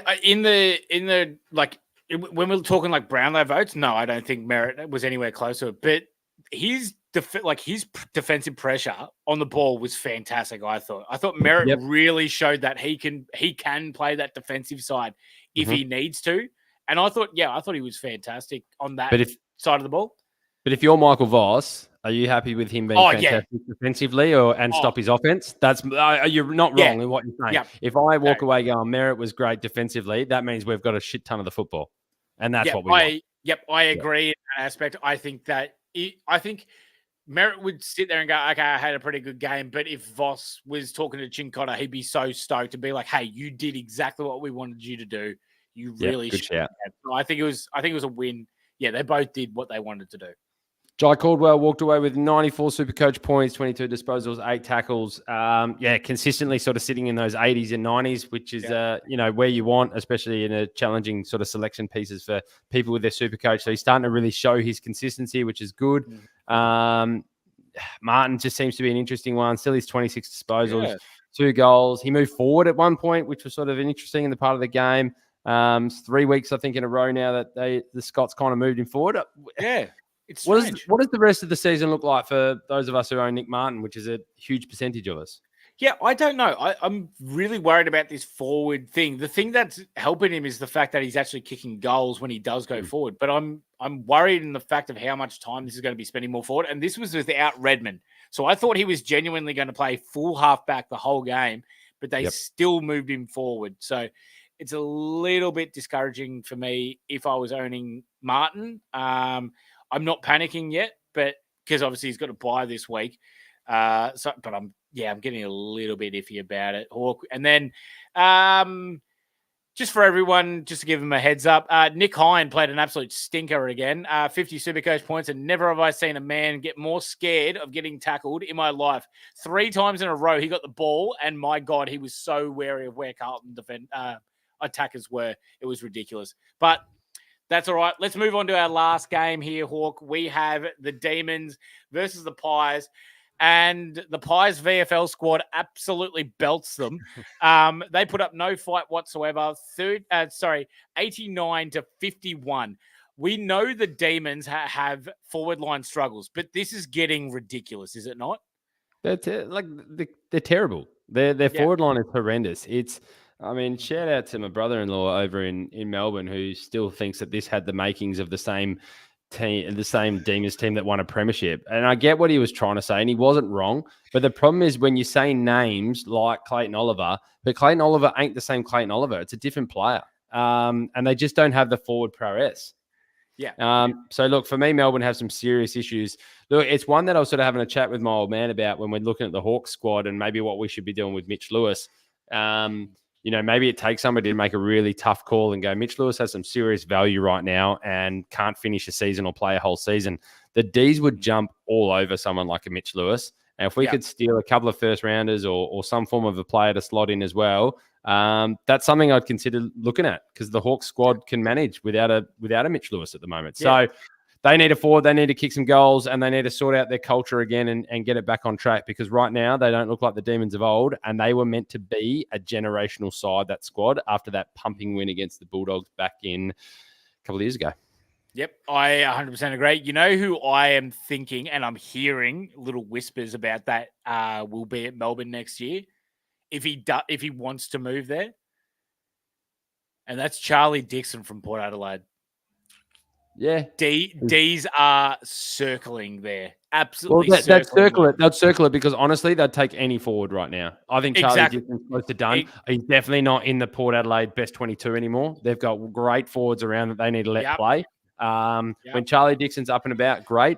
I'll tell you right now, though, if you know what, I don't think unless the Ds truly fix their list and think it's right, there's no point going after someone like that because you have to be like, we are ready next year to win a premiership. And I don't think Charlie Dixon's going to be enough to make the difference. They've got to sort out their midfield again.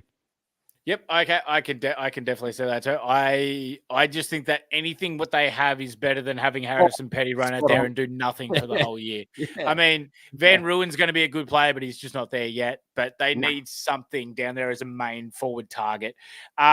Gawn was huge again, 131, 25 disposals is outrageous. 9 marks, 44 hitouts. Yep. Unreal. We said he was going to go huge against Cameron. That's exactly what he did. Christian Salem is feasting off of the fact that they are sucking because he's got 111 Supercoach points and 22 disposals off halfback. I am stoked that I brought him in when I did. Absolutely love that. Beautiful work there, Hawk. Clary's got a 98, so 28 disposals, highest disposals on the ground, which is actually good for him.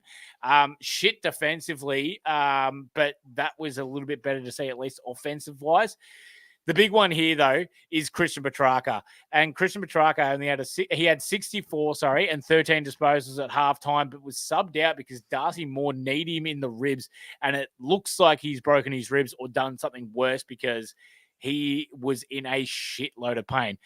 Good on him for trying to get back out there and play, though. I'm glad that he ended up getting subbed because Nick Dacos ended up getting subbed as well, and my multi would have lost. So thank you, Track. So the word I'm hearing, and Deadly's just put in there as well, is the same thing, which is 2 cracked ribs is what we're hearing. So heard that too, but also I heard that there could be more to it as well, which is fingers Ever cracked a rib, mate? Yes, I have actually. It sucks. It does. For a guy like me who likes to roll as I try to go to sleep, it was the worst. It was the absolute worst. I can't believe that he tried to get back out there. In fairness to him, that's an absolute cracking effort by him. Pies, are they going to finish top 4 and get everybody back and be genuine premiership contenders again? I don't think it matters where they finish. As long as they finish in finals, they're going to give it an absolute good run. Their system is unbelievable. And that's the exact reason why I backed him in last year to win the flag. Their system's amazing. Fly McRae is an amazing coach. So they can just plug and play, and they showed it here. Like, mate, people that were, VFL or dog shit look like absolute stars today. I mean, Finn McRae looked unbelievable at points, and he'd been absolute shit up until this point, but he was awesome. Crisp, I thought he was unreal. Definitely deserving of the medal as well. 104 Supercoach points, 27 disposals. I thought he was impactful forward and back. But Hawk, we got to talk about the big issue there, and that's Nicky Dacos, mate. What's going down? Well, they say it didn't look too bad. And he was saying it was very he went off. There was an opportunity for him to go back. They'll see how the team goes. And then they kick the next goal and they're like, we've got this. So I think they've taken him off. Precautionary at best. I say this, though. This guy wants to win a Brownlow. He does it in a very nice way that he still is there for the team and all that kind of stuff. And I'm not saying that he's not, but he wants to win a Brownlow. And they're playing North Melbourne this week. And he's going to want to have a crack. He's going to want to have a crack. He's not going to want to miss a game. It nearly cost him a Brownlow last time, missing a game. So the problem is, though, that they also have the bye. So if it's not good, they're not going to play him. They'll give him 2 weeks rest and go from there. So, but I reckon he's definitely going to play. He looks fine. He'll be good to go and want to rack up some touches. The one I want to talk about, though, mate, is just quickly there, Rob. I think he's scared of Wardlaw and he doesn't want to play against him. So he's just faked this injury. He just came off. He's like, nah, I don't want to play Wardlaw. So fair enough. Mate, that's a good call by him. Wardlaw do a good. I'd be scared of Wardlaw. That guy's good. Absolutely. He loves that. But look, he's going to be ready for the tag now. He's going to get the tag. He should always get the tag. It's always surprised me that he hasn't. All it takes, somebody's just got to work hard. It's a work rate thing. Work hard. You don't have to be physical. You don't have to smash him around or anything like that. You've just got to run with him, which is a lot easier said than done because his work rate is just elite. 100%. The one I really like, and I was looking at, and I've actually just noticed that you've put it in your notes as well. I really hate that Collingwood actually play North and then have the bye because there's some players you want to look at, but this is just not the time to bring in a player. But one I'm looking at is Jeremy Howe. Jeremy Howe's priced at $383,000. He's now got a break even of 13. Since he's sort of come back as well, we look at round 12 against the Dogs, he put up a 95. Round 13 against Melbourne, he put up a 117. And then before he sort of got injured again, it was like a 92 and an 80. At that price, and you know that he's actually truly playing as that across that sort of halfback type role, do you look at it, Jeremy, for those who are struggling a little bit, who don't have all the cash, that aren't sitting in the top 1,000 and all those types of things, that have to take a little bit of risk when they make move, is Jeremy Howe someone you're looking at?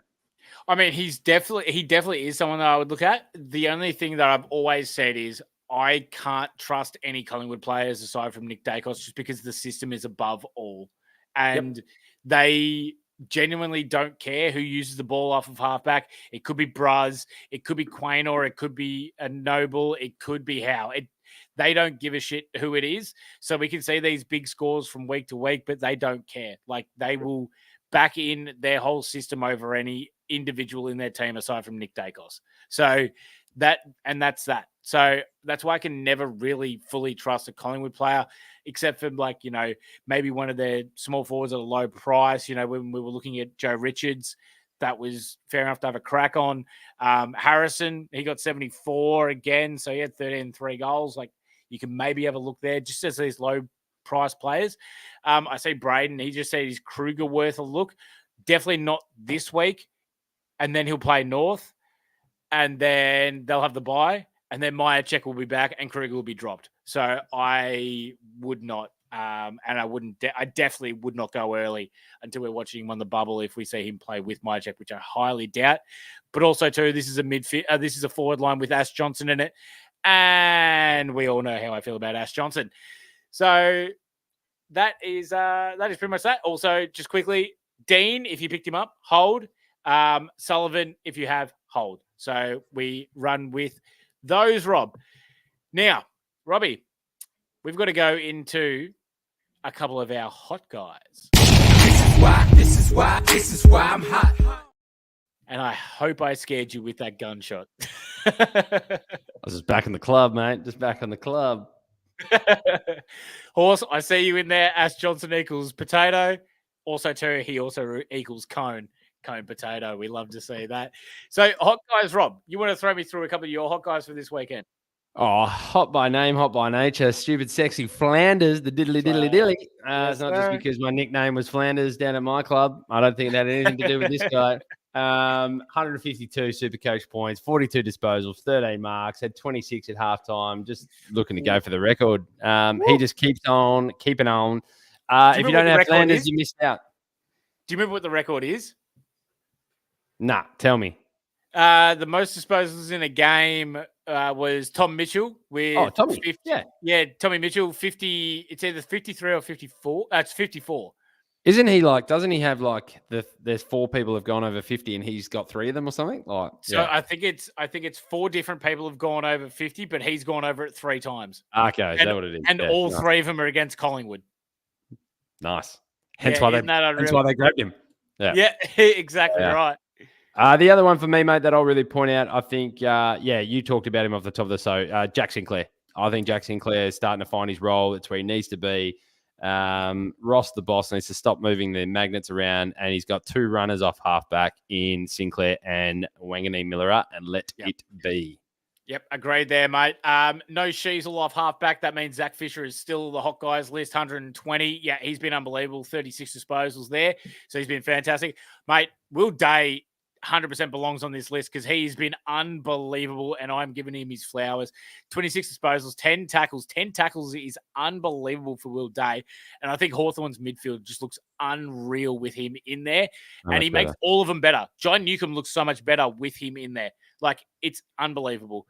Lachie Neale, we have to say that, 100%, 134, 38 disposals, looked at one of his piggish best, so we'd love to see that from Lachie Neale. And I've got to do it. I have to put him on here. Bodie Uland deserves to be on the hot guys list purely from that game. 150-70, top scores for the week. He's the squeeze of the week. Unbelievable. From the rest bed, Big Horse just giving you, there you go, just giving some host memos to get the comment down. Mate, it was a great comment. We just decided to leave it up there for a little bit longer. Just quietly though, Horse, I don't have access to the comments, so it's just not on me. Hey, Mick, you just sit there, all right, mate? Let me do the hosting, all right? I'll leave up the potato as much as I want to. It's very nice sitting as a co-pilot. I love it. A big shout out to the Horse as well. I have noticed along this way, people are asking questions. We don't get to too many on this show from my memory as well. He's flicking. You guys are getting some primo answers there from the greatest stat man and SC trade guy you can ever speak to. So get him in. And I look forward to seeing him. Look forward to seeing him back on the show, mate. For me as well, the last ones to finish off. She's God just keeps on keeping on. TDK, Tom DeConing, obviously one for people to continue to watch. The weird one about it is you're going to have to wait and see the team list nearly every week to what's sort of going on. And the Sydney Swan effect. You know, the Errol, the Heaney, the Warner, and the Grundy. Grundy's the biggest one you got to watch at the SCG. I'm sure I've heard you guys talk about it plenty of times on this show. Grundy at the SCG, if you can get the VC on him, absolutely just racks up the Supercoach points. The GOAT of definitely of the modern day, Maxi Gawn with his 131 is just absolutely elite, and I've got to find a way to get him in. Yep, 100%. I'm just hoping he drops enough. But speaking of dropping enough, we're going to run to these guys because they are dropping shit. Yeah, it's bloody cold with these cold guys, Robbie. I'm going to start it off because Nick Velasquez is cold as ice at the moment. 51 Supercoach points. Mate, he's just not doing enough Supercoach-wise. After that, 167 or something like that he had in round 1. And everyone was thinking, oh, hang on, we got a guy here. And now he's close to 400K. So that's a no-no for me. Took 58, only 14 disposals tagged out of it. So he could have had a really bad game if he didn't have that. Late goal that boosted his score, so that was a little bit disappointing for there. Closey I'm thinking he's angling. I think he's a drop. I think he's pretty much done unless you want to wait to after their bye, because I still think he needs a spell, and then he could probably come back in and maybe move up a little bit if you're a little bit short on trades. Job security is there at least. There's worse BEs out there as well. I think his BEs, he's still just hovering around that. So there's much worse BEs out there that you've got to make the moves on. The guys that you have there, Bonner, Wilson, you've definitely got to look at their BEs. They're like dropping cash like it's no other business. The biggest issue I have this week as well is Jackson. His BE is so big that he looks set to lose serious cash. Yeah, Luke Jackson. And it's killing it with the Darcy effect. So I'm not sure what quite to do there. Shout out to the group there that are writing comments. I need to bring in my second primo ruck to sit next to Grundy. A lot of them are the hashtag fade gone. I hear you. No, I actually don't mind the shout. But if there's someone else to bring in, let me know. Who are you looking at for a reasonable price, good pickup, but can still be a primo that you can consistently have confidence in is what I'm looking for.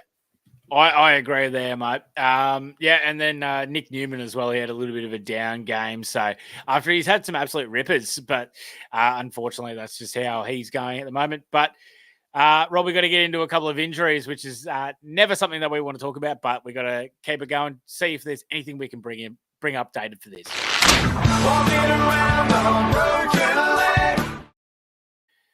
Yeah, the injury report, and we're going to start it off. Our main man, the Cone himself, the OG Cone, Rory Lobb, he's done an ankle, so we'll have to wait and see there. Did you see that photo of him? He looked dejected as hell after getting subbed out of that game. It looked like he was mad pissed.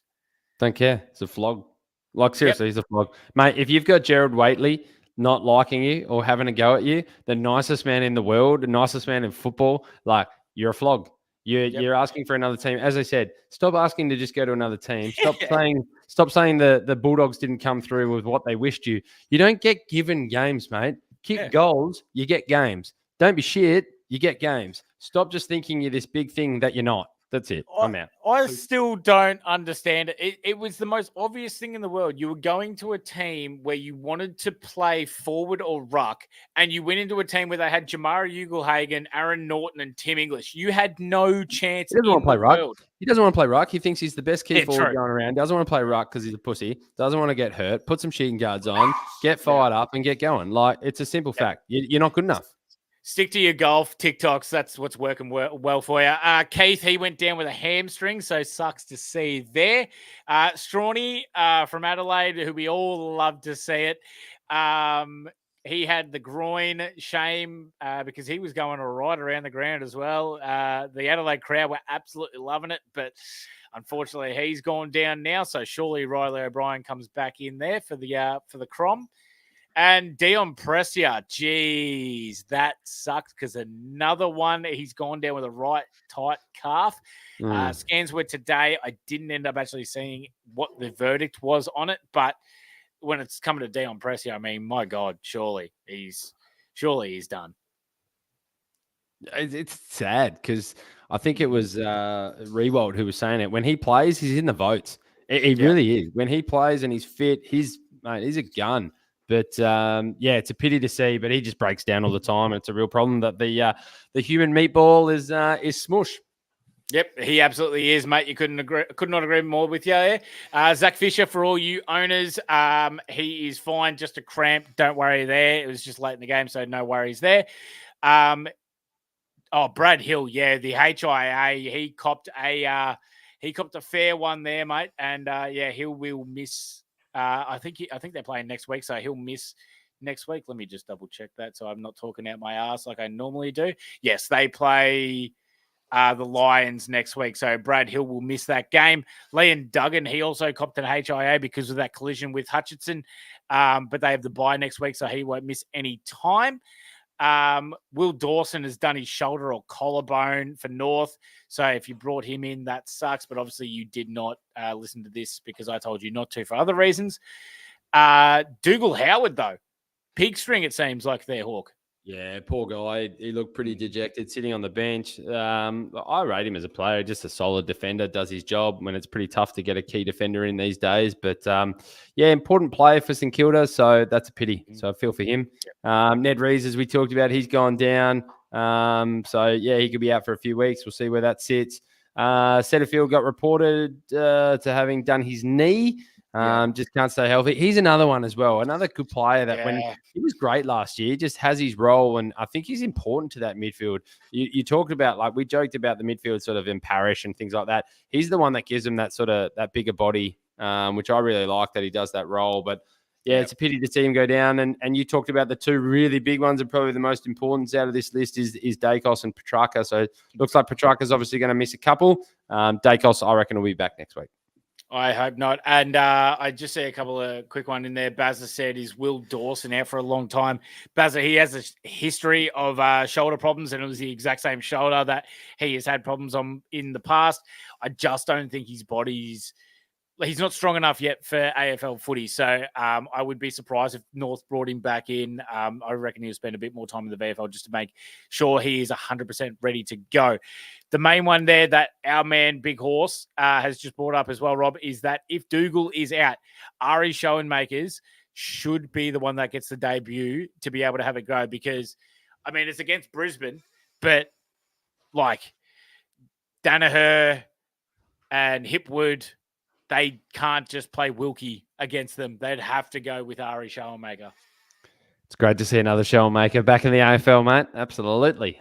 Except he is a prick. But that's all right, mate. Our injury report there. Good to see all the boys in the chat. Matrix and Brado coming in from the NRL. Absolutely love to see that. We got to do a quick shout out now, Hawk, to our beautiful bastards at our punters club. So that is in our Discord, and basically we have a great bunch of blokes in there. Which here comes the money. Here we go. Money talk. Here comes the money. Mick would know how much I stuff that up, but that's all right. So basically, if you want to come join our punters club, you just click the link in the description below to join our Discord. There is a subsection for AFL, and then under that there is punters club and tips and slips in there. So all the boys in there, you guys may have seen it around that myself, Hawk, and the Presidente Kizza, we nailed a $53 multi with the Hawks, Tigers, North getting up. And that made us all a little bit richer. We absolutely love to see that. I've seen that a couple of the boys, Deadly got a nice little winner. Kiz has tipped a couple of ones as well. So they give up these. They either put in a couple of money doublers, they put in long odds ones, they put in tackles, they put in disposals, they put in all these things, Rob. They are an absolute God's gift to us. We don't care what you bet. You can bet $2, $1, $5, $50, whatever, as long as you gamble responsibly and gamble within your means. We don't want to see anyone go out by that, but we always say, if you want to have a crack, you come join it. And as long as you put your slips in and have a bit of a yarn with us, it's all good. Love it. Sounds good to me, mate. You've run that off very well. Well done. Well done. I was about it. Ryan just came on with a few little comments there. He obviously missed the massive shout out I gave him earlier in the show, and he backed it up with the Hawk. Oh my god! And I'm going to go with the oh my god is happy to see me. But shout out to Matty O'Brien as well. There's some fantastic car parks here in WA. A little bit of an inside joke for everybody there in the chat. And as we always say, the Punters Club president, he always says, Lockie Bramble responsibly. Now, ooh. Hawk, this is where we get down to business a little bit, mate. And it's a lot of people's favourite part of the show. And this feels weird having to set up my own thing because I have to go from presenter to then into the cone zone. But Horse isn't here, so I'm going to have to do it. But this is one of the points in the show where I just lose it a little bit because someone deserves a bit of a baking and gets known that they are a cone. So it's time for the cone of the week.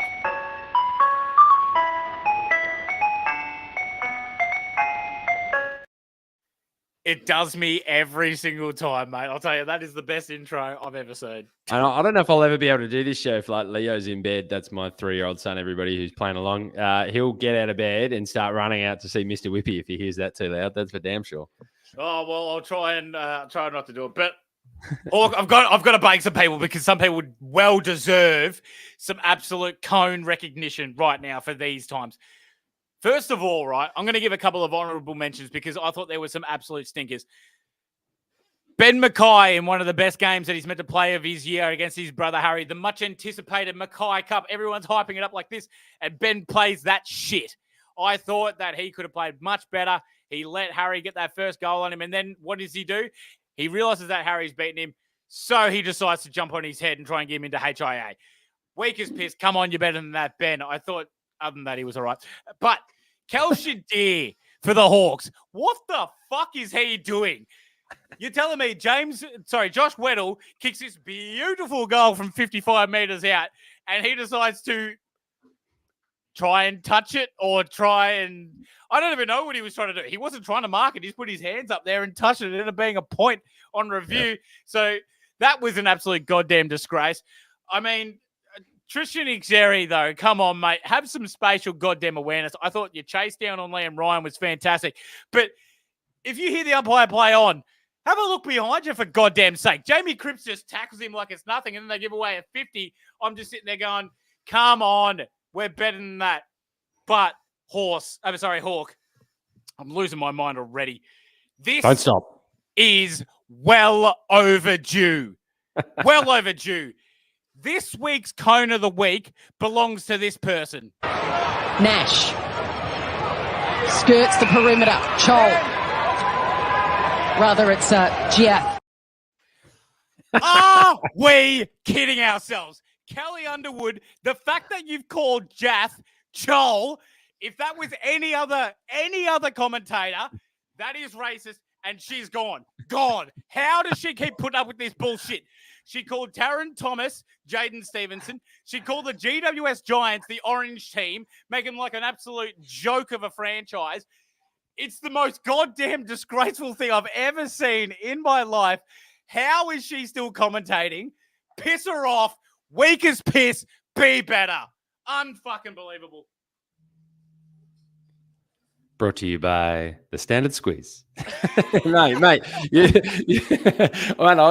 I'll take a breath. I took a breath for you, but you spot on. God. It's a bit of a shocker. The funny one there was especially when she'd practiced his name, and I reckon she dropped his full name, CJ's, like throughout, as if she just learned some new word. But yeah, it's not the best look, is it? It's not good.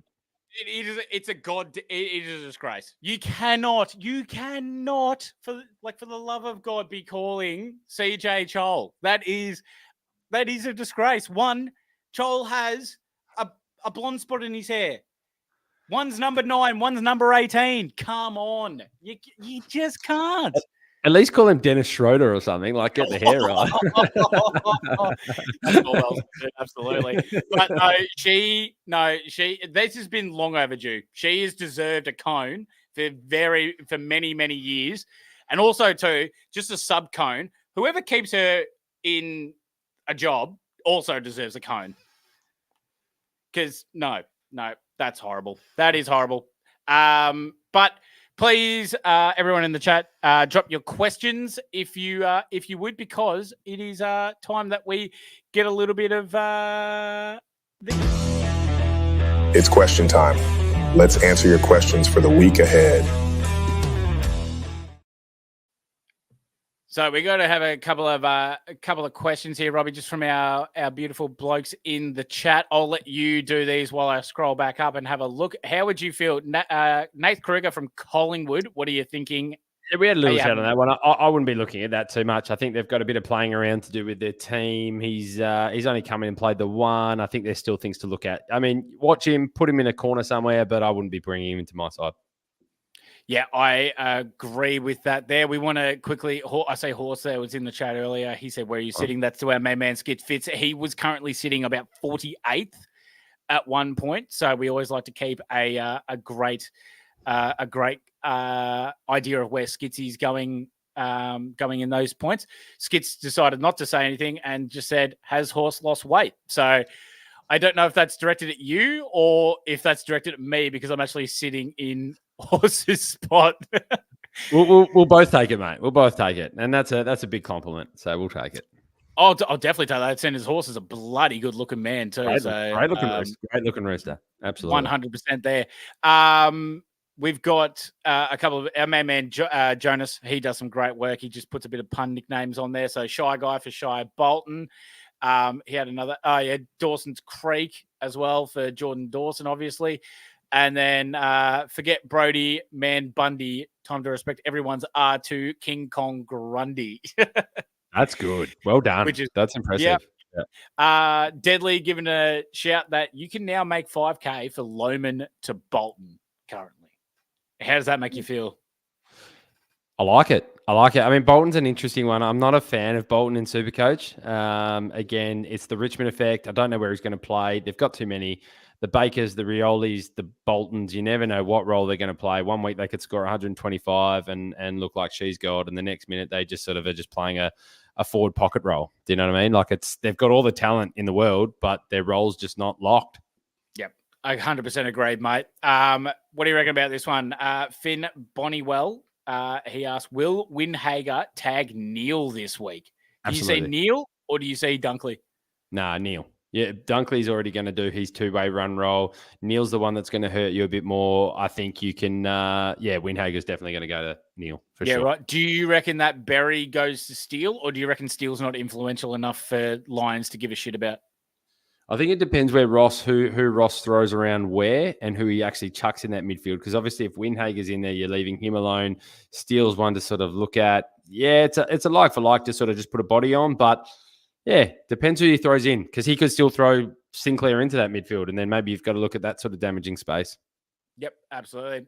We've got another one here from Finn, actually, and he said, is Sicily a C option this week if you have Sis? What are you thinking there? You guys have got the Tigs. What do you think there? No, he's not. Again, I'm not fully sold on what his role is. We've got some issues down back and still working out who's playing where and what the matchups look like. I really like his role. I think a lot of big shout out is to go to Scrimshaw, who's sort of taking that bit of a role. Yeah. Sis hasn't given you enough consistency to be a C or a VC, in my opinion. Yeah, I can definitely get around that. Too. We got Kizza going. What Steele has learned is to do is getting those chip marks around the ground. Yeah, he definitely does. And that's what we talked about for Matt Rao. Matt Rao needs to start looking at how he's going to start getting a bit of cheaper football, especially if they're putting on a tag on either Ando or Tuk Tuk. Yep, I agree. We've seen a couple of the options for where we were talking about the best midfields in the league. Deadly said Goldie, Parish, Merritt, Durham, Flang, Dons. I can only agree with 3 of those. Parish, no. Kizza said Jerry, LDU, Wardlaw, Cheezel. Now, that's something I can definitely get around. And then he said something from our Discord, which I'm not going to repeat, which is funny. Jardu, he said Marshall Steele, Windy, and Paddy Dow. That is a premiership midfield. I 100% disagree. And Baggers said Akers, Cripper, TDK, Walsh, Chera, Hewitt, and Holland. Boys can't be beat. I'm pretty sure they have been beaten this year. Swans, Freo, Carlton, best 3 mids, including Rucks. I would say, yeah, actually, I think I would have to agree. But then if Pittner comes in, I would put them down and I would upgrade Brisbane, I reckon. Or Dogs. Yeah, Dogs and Brisbane's good too. Cool shout. When Dogs midfield are firing, they are firing. Like English Bond, Richards, Libba, Law. That is an absolute unreal midfield. Yeah, good shout. English Bond, Libba, and Trelaw. It's a good midfield as well. Absolutely. Yeah, it's just hard. But we got Braden Dunstan in there. Thoughts on Martin now that Ridley is back? Looks to have impacting his scoring. No, spot on. But the other one you mentioned as well was Redmond. So when they have Redmond and Ridley, it's going to be interesting to see. And look, it wouldn't shock me if Martin starts moving up. I hope he doesn't go forward. I actually hope if he moves up to like a wing. I think that could be actually a really nice spot for him as well. They're playing with their team a little bit. Let's be honest. The Bombers have done a really good job to get the wins that they did. But I think if you asked Brad Scott pretty closely, you'd be like, is your team ready to go? And they're not, because they haven't really had everybody back. They've got to get their mix right. And I think one they'll be looking at is what do they do with Nick Martin? Does it work having Ridley, Redmond, and Martin in the back line? I think it can, but we'll watch this space. First time I've said that for this whole show. Hey, we love the throwback. If you know, you know. If you know, you know. First time I've said that for the whole show. 100%. We like Kiz's one here. Who you taking in a game of chicken, Skiddy, Lazaro, or Hind? I'll still take Hind in that one there. I think. You put it pretty low hanging fruit there. I'm not going to lie to you. So yeah, I'm just gonna. Yep. Yeah, just quickly, Michael, just put one up because I know you're sort of scrolling up. So I'm just going to grab one that came out recently just about Dowling. There's been a lot of conversation about Dowling. I think Dowling holds his spot. He looked really comfortable in that team. So I'd be looking to get Dowling in. Yep. I agree. I actually brought Dowling in last week. I was actually pretty bloody confident in his game from the VFL that I've seen. So I was pretty happy to have him in. And I knew I was going to get the shout outs from bloody Matty, everyone and Ryan who just come on the show the last 5 minutes. And that's why I said it was the first time I've said it this whole show. Hey, there's nothing wrong with that. Hey, you just bring it back like your old catchphrase. It's be like if I had like a year off and then I came in and started coning people. You know what I mean? It's what I'm gonna put a shirt. I'll put a shirt in the merch store. Yeah, The horse has choo. I have watched his space. Let's go. Shit, I'll tell you what, it's been a long time since horses chewed. I'll tell you that much. Yeah, that's just because all he wants. Yeah. Tully Beaver, both Green and Day will be priced as rookies soon, and just can't keep hoping that they will be primo. So I've gone Green to Day and Martin to Clark. So I think you meant to say Green and Martin. Martin to Clark, 2 extra trades that I was planning, but they are needed. So would you do that? Tom Green to Will Day and Martin. I'm hoping that's Jordan Clark because that's Jai Clark. You've missed the mark.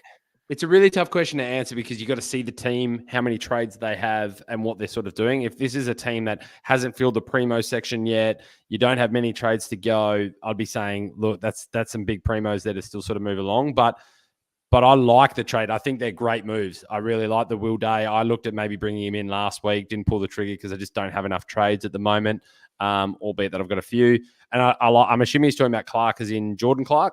I really like Jordan Clark's role at the moment. I think he looks really consistent and comfortable with the job that he's doing. So I don't mind it as a trade, but if you don't have the sort of full primo feel at the moment. Yep, I agree, mate. Baggers. He said, when's that bloke that North picked up in the mid-season draft getting a game? If you're talking about Brendan Teakle, I don't see him having a game as of yet. It seems that Xeri's happy with continuing to go in the ruck. So I don't know when he's going to burn out and they bring him in. If you're talking about, oh crap, what the hell's the other bloke's name? George. Why can't I remember his name? The guy that went number one. Georgie, though, whatever his name is. I can't believe I've forgotten. I think he's a little bit further off. But we'll just have to wait and see. So Jordy Payne, that's it. I always forget. Deadly's just written it as well. Yep. Thank you, Deadly. I always just bloody forget his last name for once in there. I've just got to quickly go past all of our. He's looking all right. Obviously, he was looking good for Tassie. I haven't actually caught up to date with how he won his VFL game, but I'm excited to see him play. But I don't see him starting at any time yet. Just for how many players that North have still got to put games into. So we'll just have to wait and see about that. Sorry, Bazza also said, are we doing a Cone All-Australian team? Yep, don't worry, mate. We will. I will definitely sort something out for that at the end of the year with a graphic kind of wise. Don't you worry about that. Deadly says, is Lohman's time to depart? Rob, do you reckon it's time for Lohman to go, or are you giving it one more? I think he's done his dash. I think it's just when you make the move, it's not so much that it has to be done. I think it's just that smart move that if you can upgrade him, I think he's not going to really score much more than what he is scoring right now. Really rate him as a player. I think he's done a fantastic job. So it's whether, when and how you need to. But if you've got that move to make, if it fits in with a player that's already had their buys, why not? Start filling up the primos. Yeah. Is there any chance you would sell Sexton now on the buy if you need players to cover this week from Deadly? I still think there's another part where you could say that you could hold him, but if you desperately need players, I mean, yeah. It's a hard thing to depend on how much Will Powell is going to impact him. I think it will. It just depends if behind the scenes, if that has done any damage where, he's lost faith in the coaching or the players or anything like that. I doubt it would because it wasn't much. But, yeah, I mean, it did do it at the start of the year, so it can definitely be a worry there. What are you thinking there, Rob? Break even at 51. I want to wait and see what happens with their side. Will Power was playing a very different role when he came back in. Look, if that becomes a straight swap, I think the two of them have been playing the role really well. But I think you can make some other moves now while the BE for him's low. And so be it. If for some reason he loses his spot with Power coming back, make the move then. Get rid of the ones with the bad BEs right now. If you've still got like Darcy Wilson or something like that in your team, then piss them off first. Clossy, I'd get rid of him first. But yeah. Matrix, he said, are the Mavs any chance in the series? Nope. I've said it the whole time. Boston are winning. That's pretty obvious for me. What about you, Rob? Yeah, Boston Celtics. Let's go. Yep, I agree there. Also, too, fuck the Lakers. Do you think Dowling will keep his spot after their round 15 bye? So he plays his third game? Yeah, I think so. Mick, get a chance to snag a couple right at the end too. He looked good. Yeah, I agree. Yeah, he definitely could have. Had a couple of goals to his name too, but that's all right. Kizart, well, Skiddy has a shirt of weak as piss be better, so why not? Couldn't agree more. Make sure you go into the Insight merch store and buy my shit. You know I love to see that. And we'll finish off on this last one with Spencer Jones. Thank you for joining us, mate. Top 6 forwards at this moment, Rob. So who are currently averaging? Yep. Currently sitting at the top of the pop, Isaac Heaney, 124.8. Sam Flanders with a 120.3. Dane Zorko with a 108.9. Isaac Rankins, 101.3. Luke Jackson's 101, but I don't think he'll end up there. I think he'll really drop off. Jake Waterman closes it out with number 6 at 96.5, but I don't think you can trust him. I like more the players that are slightly below that I like that I think might bump up. We've talked about Dylan Moore, who's sitting at number 7 at 94.3. I really like, we talked about Jai Caldwell, he's sitting at number 9. I think he's just been consistent. If you're in a head-to-head league, he might be that really type of consistent player that you could bring in. And we've talked a lot about the last two that we'll mention. Zach Fisher's sitting at number 12 with an 87.9. Might be interesting what happens when the Kirch comes back. But the one we liked as well was Jeremy Cameron. We think he's going to come into his stride as well. There's my pick really, really quickly looking through this thing, guys. I do like that. Deadly's gone in with Heaney, Rankin, Flanders, Moore, Zorko, and Kerno. I like those top 5, but I think that top 6 spot could still be up for grabs with either Zach Fisher. I think he can still do some absolute damage. Or, we could be looking at Jeremy Cameron as well. I think it's pretty safe to say that Jackson will be the one that probably falls out of that with now Darcy back and his potential to get that high scores again probably isn't right there. Because I'd say to people as well, it's a big difference between who finishes the top 6, but if you're picking now, who's the top 6 from now? So that would be an interesting one to do the math too. I'll tell you the one that I'm actually that I could actually look a little bit interested in as well, Rob, and that is Jai Simpkin at 443K as a forward. If he stays midfield, there's a chance, but also too, now that I think about it, we're probably not going to win any more games. So it also sucks. So I'm having enough of that. Yeah, don't forget he kicked 2 late goals in the last quarter, which would have, that is a good point. Still would have had a ton, if not though. He 28 disposals around the grounds with some tackling ability, so it's there. But also he hasn't been that great around it. Last one we'll go to is the rank pig string, 552K, too big of a risk as he plays this week. The multiple strings in 2019 last year and this year. Jonas Agoat, I think that Rankin is probably going to be one of the forwards that we need to rely on, especially with Crouch now gone. He'll definitely get more CBAs, and I feel like he can be someone that we can definitely sit into our forward line. I don't like him. You don't like him? Ooh. No, I really don't like him. I don't like him as a player at all. Injury-wise, or what is it? No, this is me just doing a personal thing. I just don't like him as a player. He struts around now. His head's got too big. He's, I reckon he might do a bit of a Timmy Taranto and might just you get it on the boot too quickly and lose a bit of efficiencies, but he might get some disposals. I think he's going to try and do a little bit too much. He's good to watch, but I wouldn't have him in. I'm not bringing him in. Yeah, all right. Fair enough then, mate. Hey, we love that. We love a little bit of difference of opinion and everything like that. But guys, that will do it for this week. Make sure you like, subscribe, and do all the clicking bell and all that kind of stuff, all that good stuff to make sure that we get out and provide as much content as we can to everyone and makes our community grow larger. We will definitely catch you for our Wednesday show. We'll be back and at it. That'll be the preview show. Hopefully, Horse will be back with us. We'll just see how he goes. Unfortunately, Robbie does his thing that he has to do on Wednesdays. So, but we have to give a big thank you, big claps in chat, and a bit of love hearts in chat as well for the Supercoach Hawk making his beautiful return to the Inside Fantasy Sports Network. We appreciate that, Robbie. You've been an absolute gem. Thank you very much for your time tonight. Thanks, mate. Really appreciate it. Thanks for everyone chatting along in the chat. It's always good. I love watching what you guys have been doing from the side. Missing it all the time. But to everyone, cheers for having me. I always jump on if there's an opening and a chance. Hit me up. I'm on X and all that kind of jam at Supercoach Hawk.